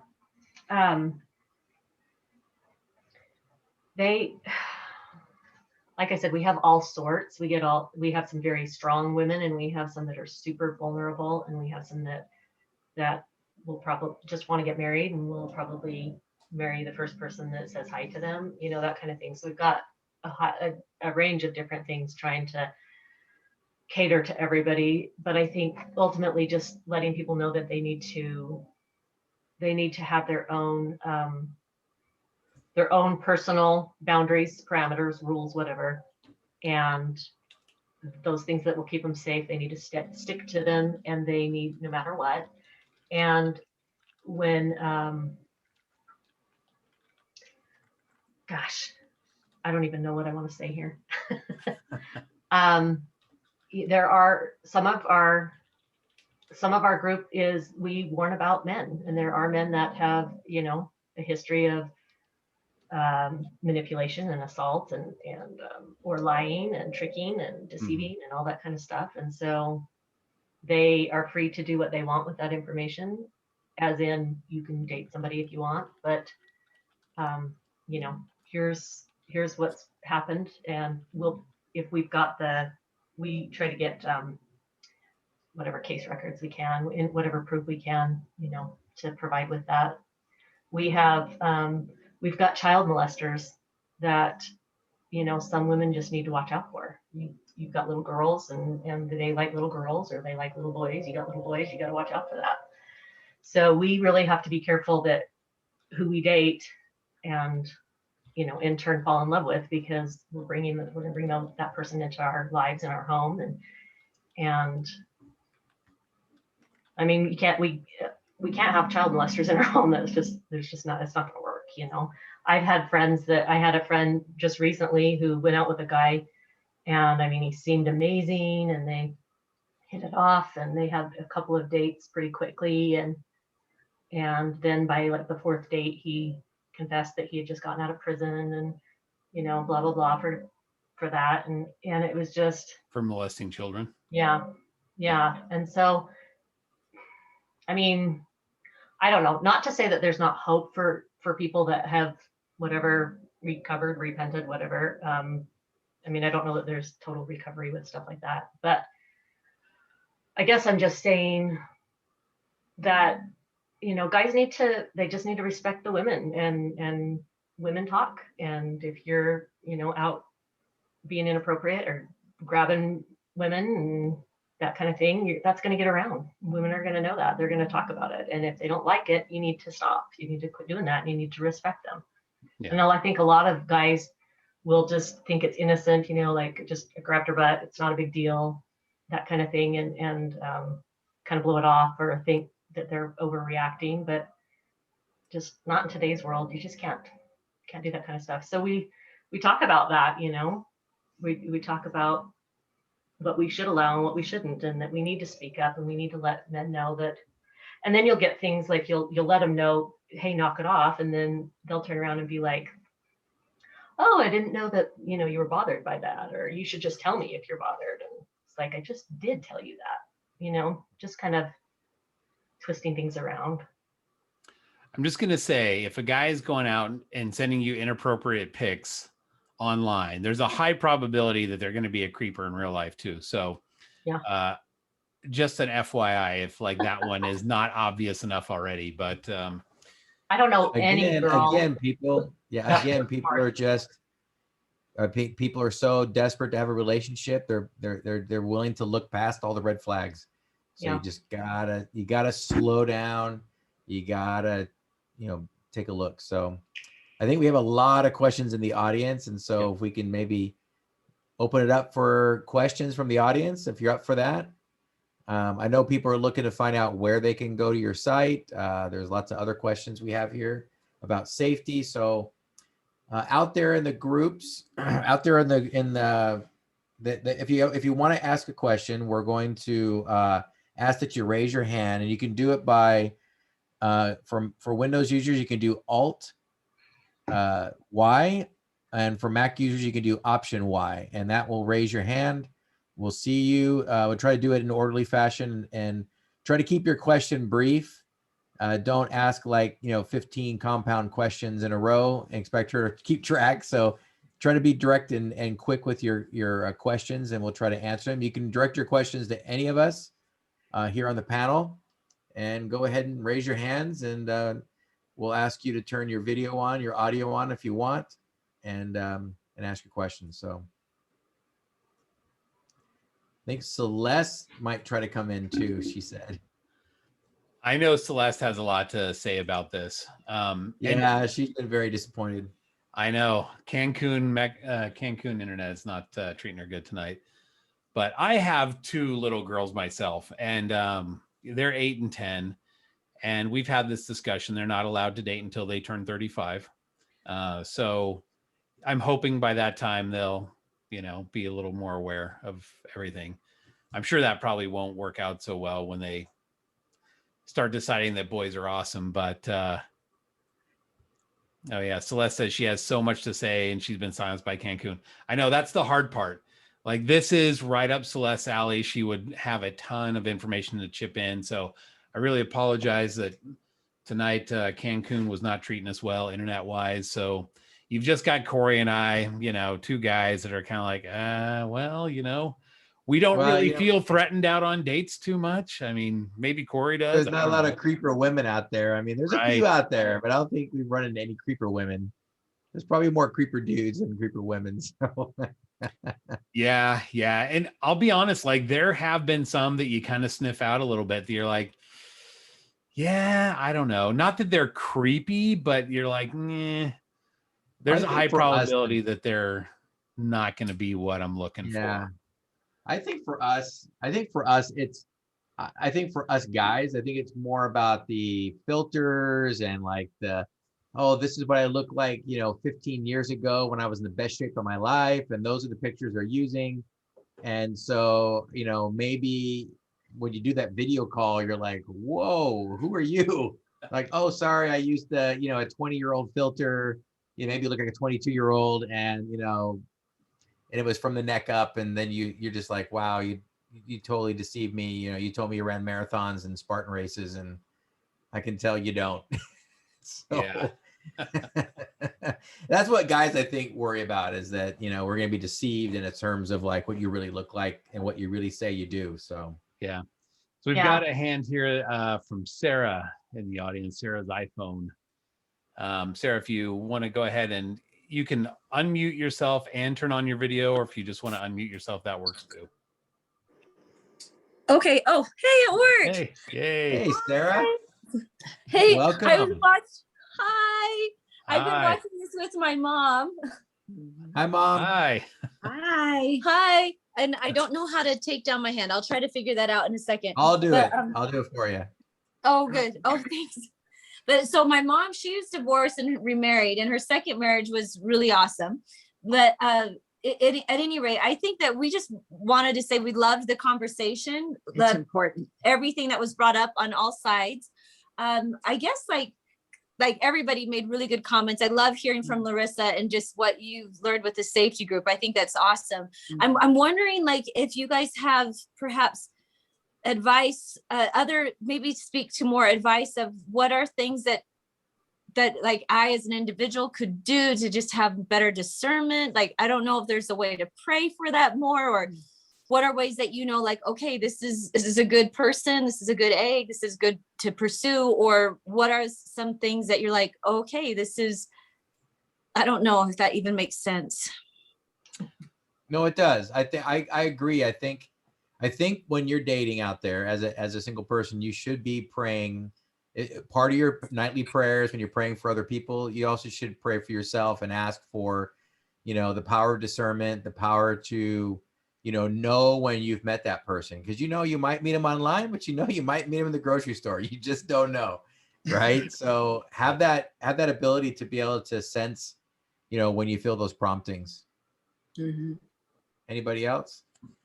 In the reason I even joined the 35 plus group, I kind of stumbled across it when I was, I followed Alyssa Snell for a long time, back 10 years ago. And she had posted something on her page, and the only way for me to see it was to join this 35 plus group, which is why I originally joined it. But her information is that we are looking for someone who has personal responsibility and empathy, shows empathy. And I can't remember what the third one is. Sarah, can you? I'm trying to think. I remember because oh my goodness, I know my friend Heather, if she were here, she's married, but she did a lot of that. I want to say it's like personal responsibility, empathy. I don't remember now. Self-control. Self-control. Honesty. Anyway. Yeah, but that's like, you hope that they're honest, but sometimes it's like, well, if I'm just taking them at face value, and most of the time I think there are like, I guess like just to have that optimism and faith in humanity that most people are good and most people are honest, but at the same time, like when it comes to dating, how, like, what are the best things to do to be aware of what are the red flags and the non-negotiables, and what are the things where it's like, yeah, the guy's not perfect. That's right. He did this because he's not perfect, and he's human, and you're not perfect. You're human. I would say, obviously you're going to want to meet somebody face to face, and you're going to have that initial time. But the first date, maybe even the first couple of dates, can be a little sketch until you know this person a little better. There kind of tends to be this misnomer that guys need to prepare the date and say, okay, I'm going to set it all up. I'm going to like dictate how it all goes. I don't see anything wrong with a girl saying, look, this is what I'm comfortable doing the first couple dates. I wouldn't mind going to a movie. We can go to a restaurant. We can go dancing. We can do these things. But here's what I'm going to do, and here's what I'm not going to do.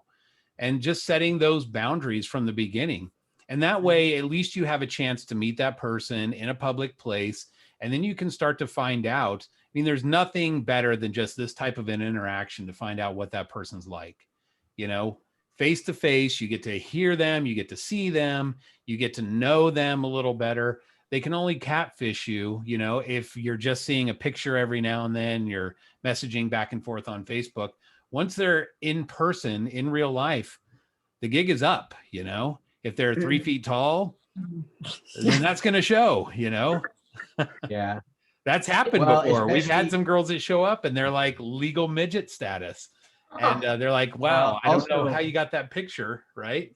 But It's Also funny be because careful. that, Oh, go ahead. that is like the least thing I'm worried about. I'm not even worried about a catfish. If they show up and they don't look the part, then I'm just like, okay, one and done. Yeah. That's it. Yeah, that's key. Well, Yeah, also when that's you like wait, our worries, I think, for girls.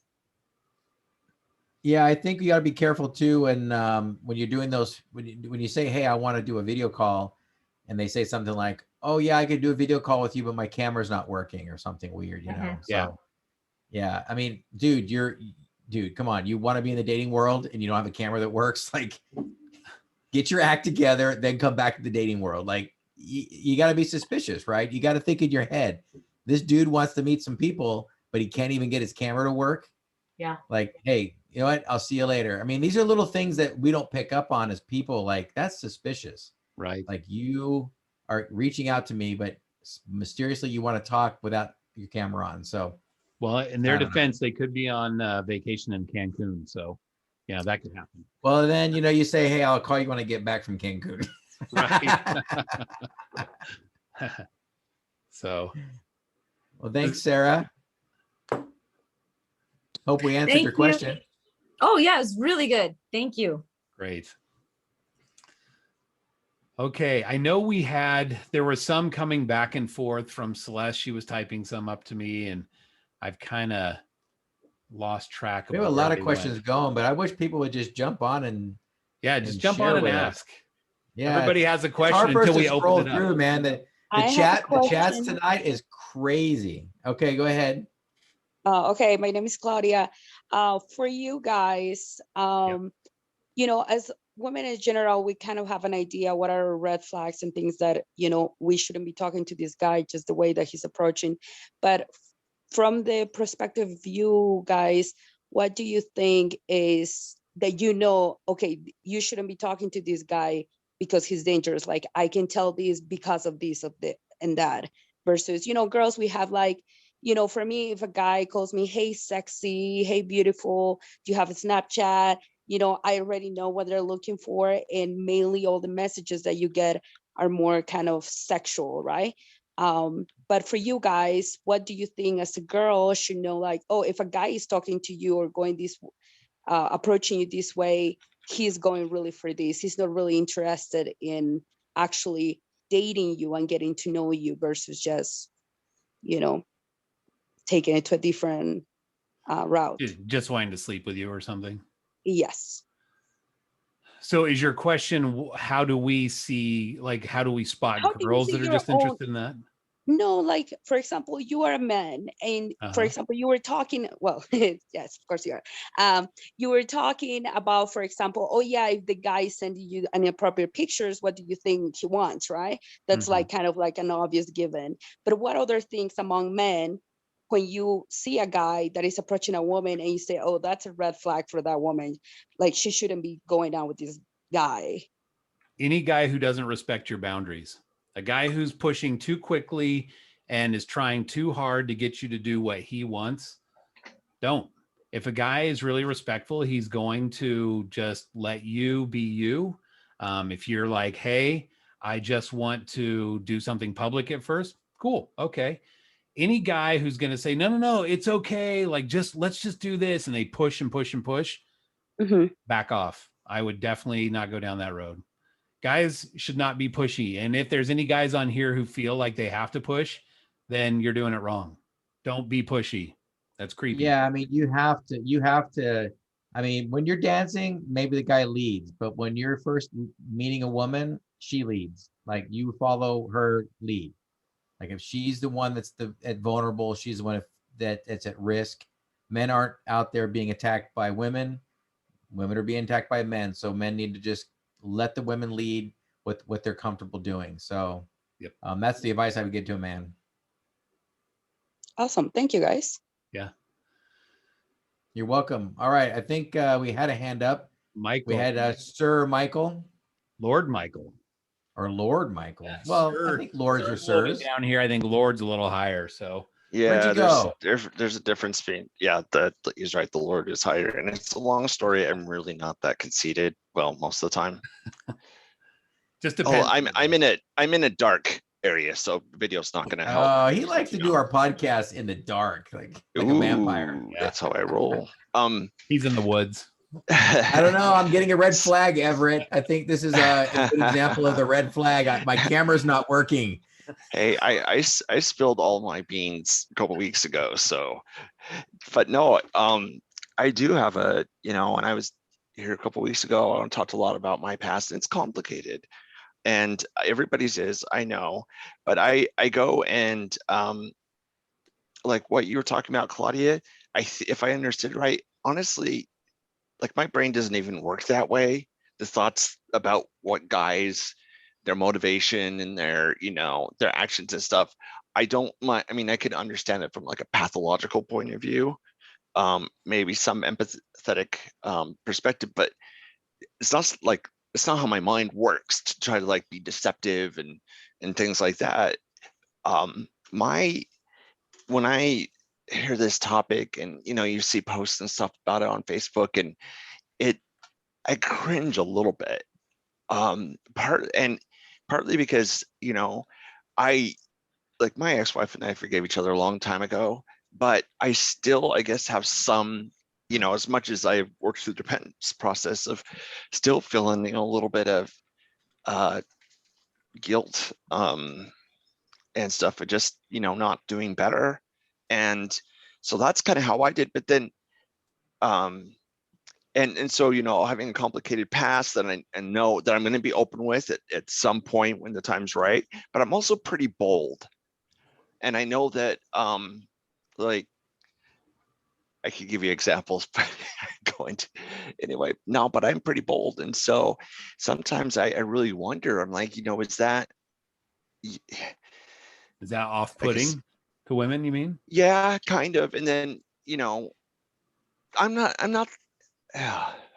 the guy that's perfect. I'm the guy, though. We talk about personal responsibility, and I've owned up to some really heavy stuff, and because I needed my integrity. If I lost it, I needed to get it back, and I needed to hold on to what I had. It's just sometimes it's really tricky, and I guess I'm not even having a question, but Are you saying, is it bad to be bold? Yeah, I guess in combination with those, like it worked last time, it worked out for me really well. And I'm never say anything rude or like sexual or anything like that. It just kind of I guess I don't have a question, but anyway, now, I mean, what do you guys think about boldness? Well, I think, Michael, it's okay to be bold. I think it's okay to be bold.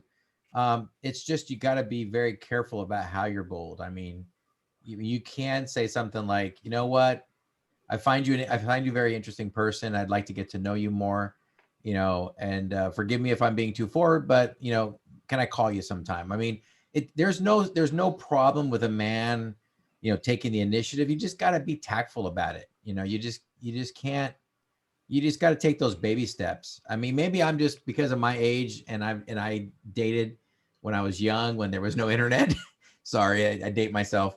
I date old school style, right? You met people at parks and, grocery stores or common places like, church or dances. And you had to make that first approach. You had to walk up blind, hi, from scratch, and start the conversation. It's so easy now with Facebook and stuff. I just think that we have to be careful when we're being bold, not to seem creepy or seem like we're, crossing boundaries. I don't know. That's my 2 cents. Yeah, I would say at the beginning, it's fine to be bold and be confident, but don't be bold in a way that's like, hey, I'm bold and I'm going to dictate where this whole thing goes. Being bold can still be respectful. Yeah. And it always should be. Confidence is a good thing. Being overly assertive and domineering, not so much. What do you say, Larissa? Agreed. Yeah. I mean, I think we definitely want a man to be assertive and bold, but also respectful. And I think you can figure that out. I really don't think it's that hard to find that balance. I think some men just, I don't know. I don't know what men think. I don't know. Yeah, it's hard for men. I mean, it is hard for men. You got to have that balance. But you could take the initiative and just don't go like, don't go gangbusters. Don't like, I'm going all in, all the chips in. I mean, put your bets in little at a time, for your non-poker players, you won't know what I'm talking about, but put those bets in a little at a time. And as you start seeing, anything reciprocating from the other side, you can put a little more in, but don't just go, I'm all in, baby. Yeah. Meet me in Vegas. We're getting married. Yeah. Recognize her behavior. You can tell if somebody's uncomfortable with what you're doing and back off a little. And you can back it off if they get uncomfortable. Yeah. And apologize if you overstep, apologize and back up. So it's just really interesting. I mean, because obviously we're speaking in generalities, but everybody's different. Every woman is different. They like different things. And so I guess in some ways I've been able to weed people out, and it's nothing that there's anything bad with them. It's just that, I'm done talking about that. I am so tired. It's true that women have different things they'll accept that they're comfortable with, and so I think an apology does go a long way. If you're like, oh, sorry, I don't know. I'm sorry you were sensitive about that. I didn't mean to overstep. Yeah. We could have an entire podcast on the difference between confidence and cockiness. Because I think a lot of guys, and I'm not saying you're cocky at all, Michael, so please don't misunderstand. No, I hear you. But I think that guys often come across on a date and they try too hard to portray this fake confidence. And confidence to me is just, I'm comfortable with whatever happens. You know what? I'm interested in you. I really want to take you out on a date. Let's go have fun. But if it doesn't work out, that's cool too. I wish you well. I'm okay. I'll go find somebody else and we can just be friends. And you're okay with that. Too many guys try too hard to force that issue. And guys, if it's not going to work, don't put a square peg in a round hole. It's just not going to be a good thing. I would say that confidence allows the women to be who they are and sits back and says, you know what? This is as much for me as it is for you to determine whether or not we're a good fit. Because really it's a two-way street. It's not just like, I like you and I hope you like me and I'm going to try and make that fit. That doesn't go anywhere. So confidence is an interesting thing with guys. And I think it is often not utilized correctly when it comes to dating. Yeah. Jennifer's got a question, but thank you, Michael. Thank you.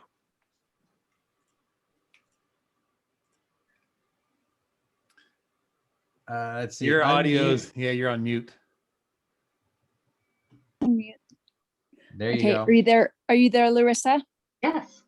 Okay, this might be a very open-ended question, but I think that there's a lot of different, there's so many different ways we could go down this. And I think that the first thing is the second phase, and I was the same as you were, the fourth or the second divorce. We really don't know. And I think as LDS people, we want to get married for the right reasons. We want to get married for gospel standards. We want to get married we're not just getting married for only, oh my gosh, we just love them. we want to do the right thing. And I was that person. I wanted to do the right thing along with doing somebody that wanted to do something that was for along the gospel standards.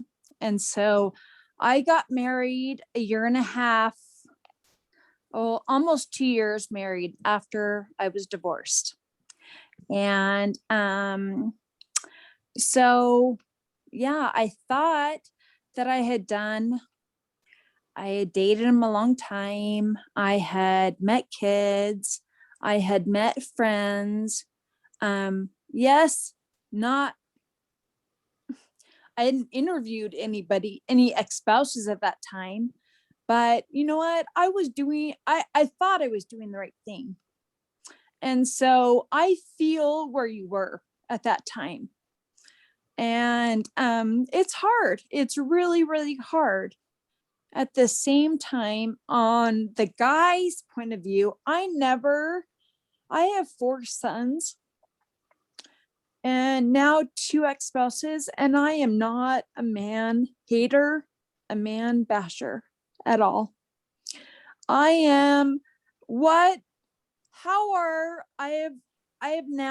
are women different than men? How do we view things different than men? And yeah, the gospel standards are the same, but yes, we're different.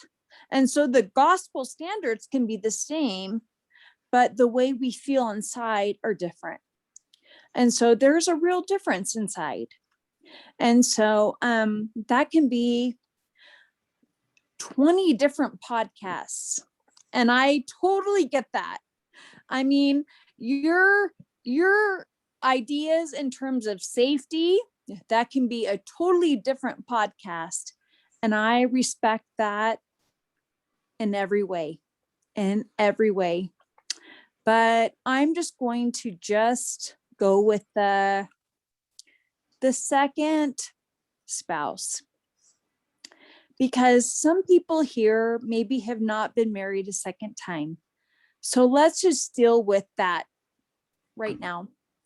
How would you deal, being that you and I have dealt with a short-term second spouse? How would you deal with that? Because I would deal with that now differently with a third spouse than the second spouse.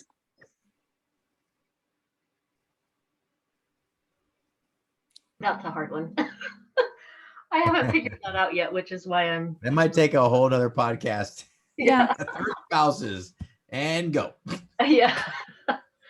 I mean, yeah, I don't know. That's why I'm, 5 years and I'm still sitting here. I haven't had a relationship since that divorce, and I've dated and everything, but I just haven't found anybody that's, worth pursuing that yet. I mean, maybe anyway. But yeah, I don't know. I just have to, I hope that we can communicate. There will be a lot of talking. I will definitely talk a lot more about all the little details that you don't think about. And but I think stopping you there is, okay, we can talk all we want. Seriously, we can talk all we want before we're married when we're 19, which I was. yeah. And we can talk all we want until the time we're 40.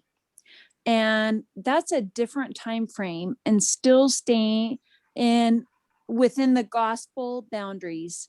And that is what I am trying myself and with my children, and keeping it honest with everyone that I know that is in the same situation, because because I'm not on video right now, anyone that knows me would know that I am totally keeping it real. It is a really, really tough road. It's a tough road to go down. It's a tough I mean, like if you live a million miles away and you can FaceTime, oh yeah, that's easy. I mean, you can look pretty, you can get on your FaceTime, you can, but you're not with that person. Maybe holding hands, kissing, touching on a regular basis with that person. And so it's a lot harder. And maybe you don't. And I don't necessarily think that the ex-spouse is the optimum person to go to. And I only say that, again, my opinion, not anyone else's, because they might have they might say, oh, she was this person, or she was this person. And she might say, well, he was this person, he was this person. And somewhere probably lies in between. I just know that last night, my ex-husband came and gave me a blessing. We have an amazing relationship. We have 6 amazing kids. And there's a lot that goes into relationships and marriage. And when you come into gospel standards, it's a very, very different. And so what my children now believe in terms of the gospel is becoming tainted. And I'm only saying that because they're like, well, my mom and my dad are amazing. What has come into this is maybe not so amazing. And so that might be a totally different podcast, but it comes into play in terms of dating and dating a second time, because my children, the second person I was married to, they hated him. And that was not the reason. They were not the problem in terms of my divorce at all. When I came to them and said I was getting divorced, they were shocked because I had not shared anything with them. They just supported me. But I think in terms of the overall concept of the gospel, it comes into play. Yeah. It is definitely, I think, for anybody that's been married more than once and gone through more than one divorce,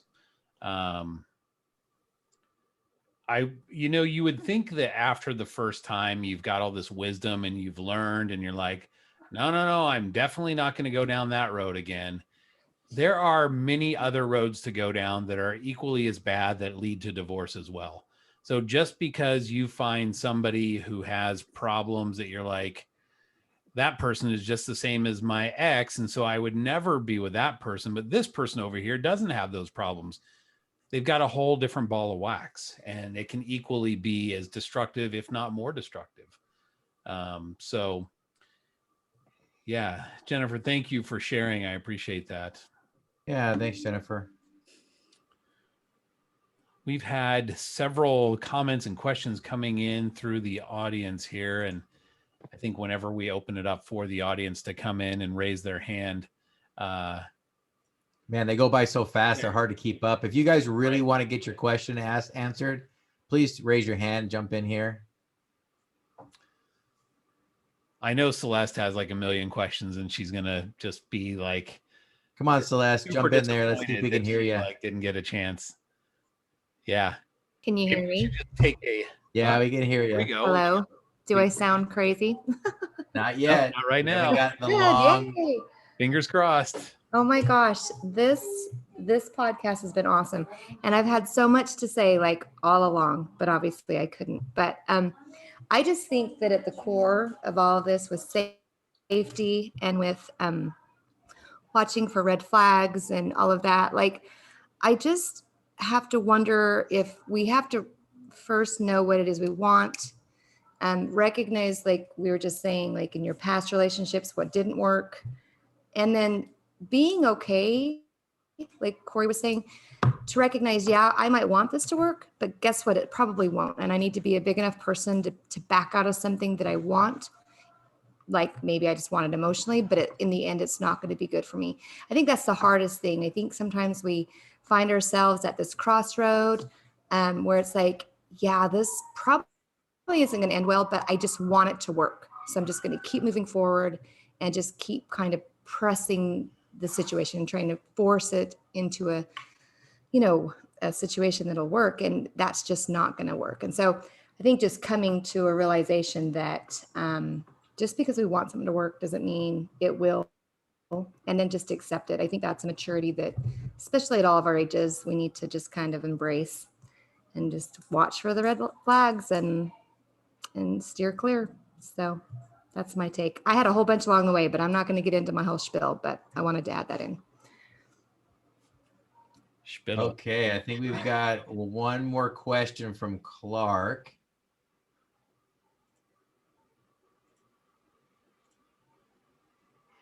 Are you there, Clark? Okay, am I here? Yep, gotcha. All right. You had said jump in, but you had everything locked, so you couldn't jump in directly anyway. Oh, well, I think I meant like jump in with your hand. First off is a comment here. There's a bunch of warning behaviors to watch for. One of them that hasn't been strongly mentioned here is jealousy reactions there. And guys who are pulling that, women tend to take that as a favorable thing when it should be something that they're looking out for instead. That should at least be raising little tiny red flags to question there on it. And then the other comment I'm going to make is that I've been watching a lot of this as the online information because as best I can tell, I haven't been bold enough and aggressive enough there, and I've been looking at what I needed to change the other direction there. If you watch all the player information and the wing women, et cetera, information online, basically it all boils down to a bunch of things that women are looking for something different from the guys as far as things like confidence than what we normally consider, I guess. Okay. Those are good comments. Any thoughts?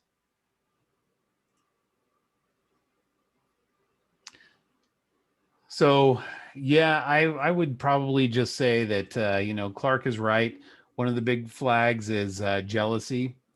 I think if somebody's going to be jealous right off the bat, that's going to be obviously problematic. And guys, just, again, it's going back to trying too hard. They just want something too badly, and they're not willing to, like Celeste said, step back and say, this isn't right for me. It's not right for either of us. Maybe I'm not right for her. Maybe she's not right for me, or maybe we're just not right for each other. That happens. And then moving along. I mean, why would you want to force something into a situation that may end up in another divorce in the first place? Wasn't your first one bad enough, or your second one bad enough? Why go through that road again if you don't have to? So that I have to bring that up just because it's my little catchy phrase this time around. If you force it, you'll probably divorce it. So don't go into dating trying to make something work when it's just not there. Don't try to force feelings. Don't try to force someone to like you. All of that kind of stuff. It's just not going to work long term. I like it. That's going to be my new catchphrase now. And when people say something, I'll be like, aha, I got my little catchphrase. You force it, you'll divorce it. That's right. So let's see. I think we've got Skip first, and then Christopher.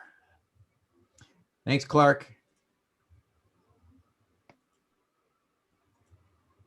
Okay, I don't know if you can see me because I'm in the car, but my first question is, I kind of missed your group that you're an admin on is kind of a safety group for the women. Is that what I understood? Yes. Okay, so I don't think that this has been a bashing session necessarily, but I think it's really interesting. Everybody always talks about red flags for the guys. Like, what are red flags that the guys should be watching out for with the women? If their That's name, my Oh, good question. question for the guys. yeah, I don't know. I would say for red flags for the guys would be like maybe a woman is being super pushy and aggressive into getting you to commit, you know, right from the beginning. Like, so you start chatting with somebody and they're like, oh yeah, we're king, we're dating, and you better not be chatting with anybody else, kind of a thing. Like forcing the early commitment within a few days of meeting them. That would be a red flag, because that exhibits some jealousy. That's just creating problems in the future. Because what if you do talk to somebody and it just happens to be a female? Is she going to lose it? Is she going to, like, you know, is this going to become a problem? So those are huge red flags, I think, for a man, is somebody's really trying to force the issue. Like, we're going to date, we're going to get married. I just see it. You know, they got it all planned out in day one. yeah, that like the clingy sort of thing where they're just like super needy and super like right off the bat, like Corey was saying, they're just pedal to the metal. And I guess that's kind of both ways, right? The guys get overly aggressive, but girls can get overly aggressive too. It just manifests itself a little bit differently. And girls seem Yeah. more needy, guys seem more aggressive and creepy for something like Yeah, that. and I think that goes along with what Everett said. The other red flag for me would be if a woman, you know, needs you to fix her or needs you to make her happy. Like that to me, if you rule number one, you need to make yourself happy, and you need to be comfortable living alone. Those should be, you should already be that. It should already be established in your life. Like, if you live the rest of your life starting today and you never get married again, you could be okay with that. Because if you're desperate to get in a relationship with me because you don't want to be alone, or you need somebody to, you know, show you love and comfort, yeah, that's a red flag, because it just shows that you're not emotionally ready. You're relying on somebody else to fix you, to correct you, to heal you. And I don't want to be in that situation. I was in a relationship like that for 22 years, where it was my job to meet the invisible standard, which I never knew where it was, but, you know, she knew when I hit that target, she would let me know, but it just seemed like it was always a moving target, where I never knew where the level was that I had to reach for her to know that I was giving her what she deserved. And that's something that's a huge red flag for me. Well, another thing I think for me would be, you know, if they are, and this goes both ways, guys and girls, kind of the phone issue where they like to have a lot of secret conversations. That was kind of my ex, where there was always somebody she was kind of chatting with, and it wasn't always girls. And you're like, okay, well, who you chatting with? Oh, it's some guy. No, nothing to see here, sort of thing, right? Till you wake up at 2:00 in the morning and they're gone somewhere and like out for a drive. Like, oh, okay, yeah, because that happens at 2:00 in the morning. So things like that, where there's just, it just feels like there's a level of sneakiness going on that just, yeah, big red flag. Yeah. Sorry, go ahead, No, Everett. I'll just say being open and honest is huge. So sorry, go ahead. Yeah, no, total transparency. I just think and I think consistency, you know, because sometimes we'll get those little, a few things here and a few things there, and we kind of blow them off, but maybe they are something that needs to be looked at a little more thoroughly. Yep. All right. I think we got Eddie on, and then Christopher. Is that the order? And Christopher was first, and then Eddie. Oh, Christopher. Sorry. We'll go with Christopher. Yeah. Sorry, guys. We get a little mixed up here. All right. We'll get to you here in a second, Eddie. Oh, here we go. I can't hear you. I think your mic. Maybe your mic's not on or plugged in. Let's see. Try your other mics. Go down to the bottom and click on a different mic. You might have more than one mic. That mic. There Okay, you but you gotta go. move closer. We can hear Move you. a little Yeah, move closer. closer. We can't hear you very well. Can you hear me now? How's that? Barely. No, lean forward. Lean forward. Yeah, talk into the mic. Audio settings. I wouldn't go to settings. I would just lean forward and talk into the mic. Yeah, you might have to. There you go. How about that? It's weird. It's kind of low. Yeah, That's weird. Sorry about that. that's all right. So Larissa, hey, I am in Idaho. If I want to meet somebody in Texas, for example, and I want to do it through Facebook, is just a simple friend request enough, or would you recommend also a message? Yeah, I think both. Because the message, like, it's hard to see them really. They're kind of hidden. Say that one more time about the message. The messages are often hidden. I mean, I don't go look at my unsolicited messages. Yeah. If they're good with Facebook, they're gonna find that message. I think it's hard to miss a message at this point. I'm gonna turn that up. Maybe you can hear me now. It's a little better. Sorry about that. Yeah, so that's it. Just wow. And to Everett, I am to that point where I'm starting to flirt with the idea of, wow, it'd be okay just to be alone the rest of my life. And then at the same time, it's, I know that's not the plan. So, but there are some interesting people around, and it'd be fun to meet them, at least talk. Well, that's the thing, is look for companionship. Don't look for somebody to fix you or to make you happy. Yeah. You need to be happy in a companionship, a true companionship, where two individuals live together and build a life together, but there's no neediness involved on both sides. Right. Yeah, Okay, I that's think it. that Thank you.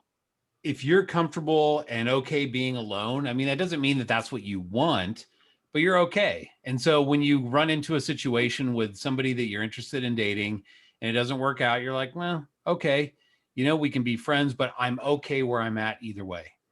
And then that confidence just comes out naturally, I guess the impetus for my question, Larissa, was, is it like, if I send somebody a friend request, for example, or a message, and I have never spoken to them or I don't know them, how is that viewed? Is that viewed creepy, or is that just like, eh? We've talked about it before on here. It's different for different people.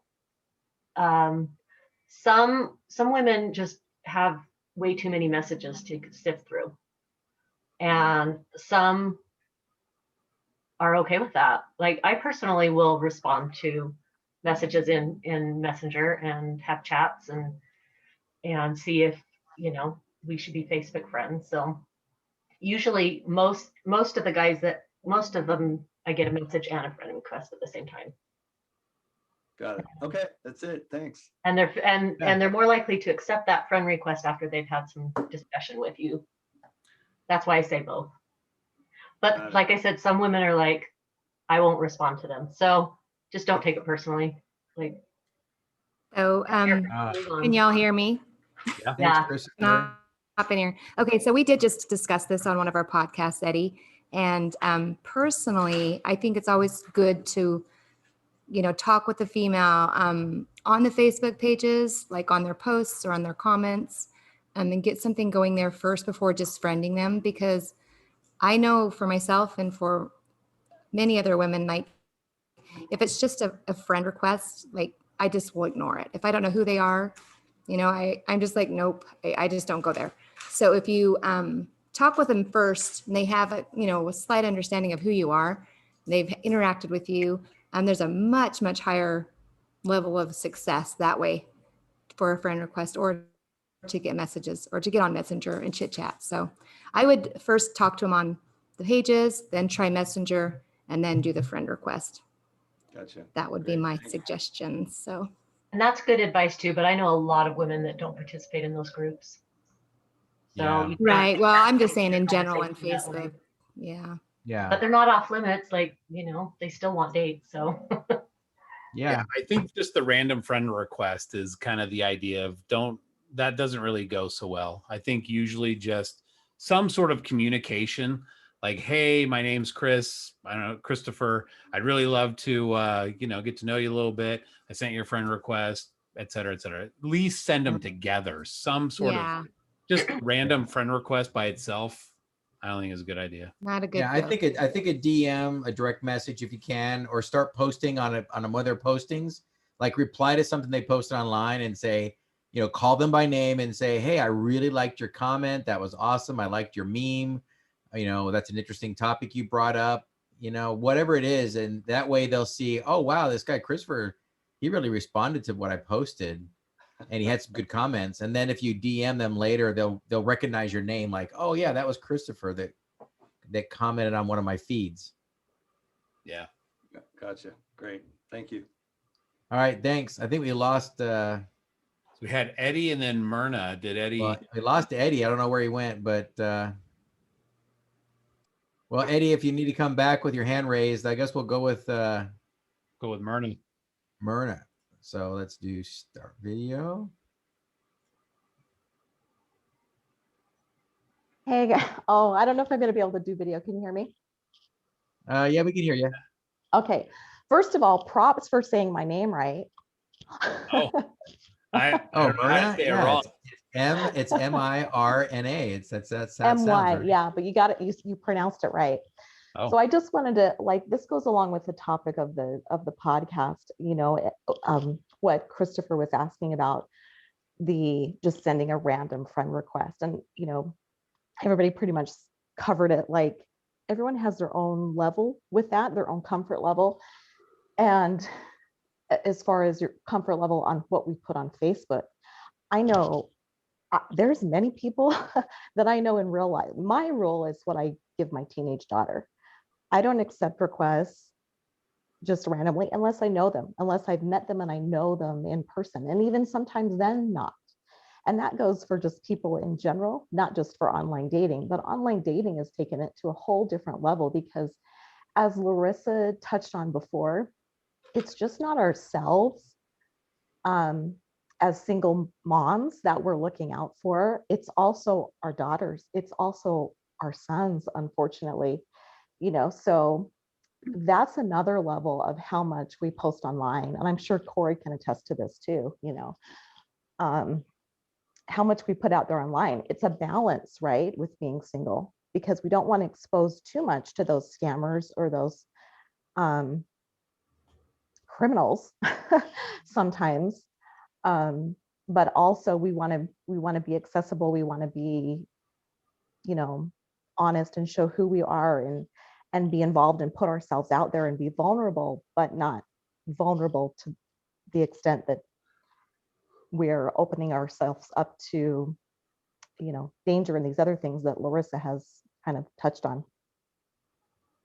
Right.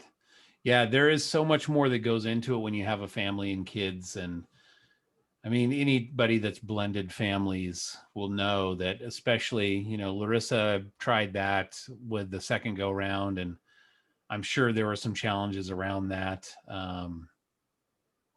Yeah, that's a tough thing because you're right.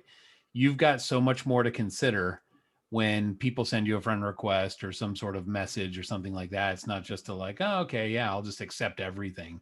There's a lot that goes into it that you've got to kind of be aware of. So. Absolutely. So, but I'm always, if I notice a message, if it's not, you're checking out what they show, but if I can see they're from a group, if I can see that they, then if I see a message or especially like you said, hey, I noticed you in the group, or that was a good discussion, or I like your comment to that meme or whatever, and if you've had some interaction or even just that initial message with a request, that says, hey, I saw you in the group, it looked interesting, do you want to chat? That goes so far. Yeah, it's huge. I mean, it gives you some sort of basis of why you would like to make a connection and talk with them, rather than just off the top ropes, here I come, you have no idea who I am, but I'm sending you this friend request anyways, and you have to do your own digging to figure out who they are and why, that's always kind of a weird thing. So Yeah. Thanks, Well, guys. thanks for the, thank thank Great you. discussion. Appreciate it. Yeah. Okay, we've got All right. I think 2 more questions and then we are way over on time. So we'll just kind of keep these short. But Eddie has been trying to get in for a little while I think now. his battery died on his other device because he Oh. logged in with a different name. So he might be on his other device. It's got juice. Maybe Hello? that's why Eddie's been on so long that his battery died. Like he's been waiting forever. So Hi guys. I Yeah, well, no, actually it's the same device. Is my phone is just yeah, something happened. I don't know. The thing is I didn't have the video like on. Just I was comment my situation kind of a little bit. I've been hearing some of the questions about for women, how you know exactly if this person is being honest and sincere and transparent. So my situation was kind of like a very interesting because I met my wife, my ex-wife in Peru. I'm actually Peruvian, and I ended up divorced after 4 years of marriage. This is kind of interesting because the focus, the goal, the target that actually I'm here in the US, and that's kind of my purpose. It was my dream to come here, you know, the American dream, to come here and get an American woman, and yeah, you know, and you have your visa, whatever. It was always, I grew up with this idea, I want a family, I want to provide for them, and I want that in my life. But at the end, well, she ended up with another target, another goals, and now I'm here in this city in Utah, being close to my kid. And I think the most important part when you're dating is ask the correct questions, hang out in all these different situations. That's kind of I lack in that opportunity when I was in Peru. Right now, I'm trying to figure out things how is dating here in America, because it's kind of different, you know, with you have all these different I went through all these different things. I had to learn a new language, drive a car, get a job, and all those different things. And particularly the thing to heal and put together yourself is a meeting new people in something that you love, you like. I think that's the comment that I want to put the input that I want to give to you guys. I think to understand yourself, how much potential do you have? Just get I recently started a drums class, you know, playing drums, and I really love it. I think I met new people there, and we have some things in common, you know. And I now understood probably my ex didn't have the same things in common as me. But yeah, I think normally that's kind of it sometimes happens. We are just so attracted to the parents or so attracted to the personality of this person, you know, but we need to go deeper, I think, in relationships. So that's what I learned from my experience. Oh yeah, that's great. Thank you. I appreciate the comments. I hope you keep coming back and learning more from our podcast here. Of course. All right, we got Clark, right? Clark will be our last one for tonight. We gotta wrap it up, but what you got for us, Clark? The comment I wanted to make here is that you're protecting more than just your family. You're protecting everybody else on your friends list there. Yeah, that's true. And virtually everyone who is doing this probably shouldn't be taking random friends requests unless you've got everything locked down absolutely tight. So even your friends can't see those things like who else is your friends, etc. Good advice. Yeah. Thanks, Clark. Well, Larissa, I appreciate your willingness to come on here and talk about something that's very personal, some of your personal experiences, as well as something that is, I think it's an important topic, but I think it falls mostly clueless to a lot of guys. Guys, like you said, I think for the most part, they mean well, but they just don't understand this is a real concern for women. This is something that they need to be aware of. And so while you are not a creeper necessarily, if you do the same things that a creeper would do, even though your intentions are pure, it's going to come across wrong. So guys, just be aware of where they're coming from, right? Be aware of what the women are up against and respect those boundaries and respect their desires. And they have reasons for being cautious at the beginning. And it's not because they don't want to be romantic with you necessarily. It's because they need to be safe. And that's what it's all about. So, Larissa. Yeah, thank you. Thank you so much. Thank you for having me. Now, this is the part of the show. Just one last reminder for everybody that's new to the podcast, please give us a like on Facebook or subscribe. Actually, both. Subscribe to our YouTube channel as well. We would love to have anybody who's interested in being a guest on the show. Celeste has an application form. Please reach out to her, or we can post it again. We'll probably post it again on some of the sites. But if you're interested, go ahead and fill that out and send it in. So this is the part of the show where we say thank you, and we stop the recording and kind of open it up for what we call the after party show.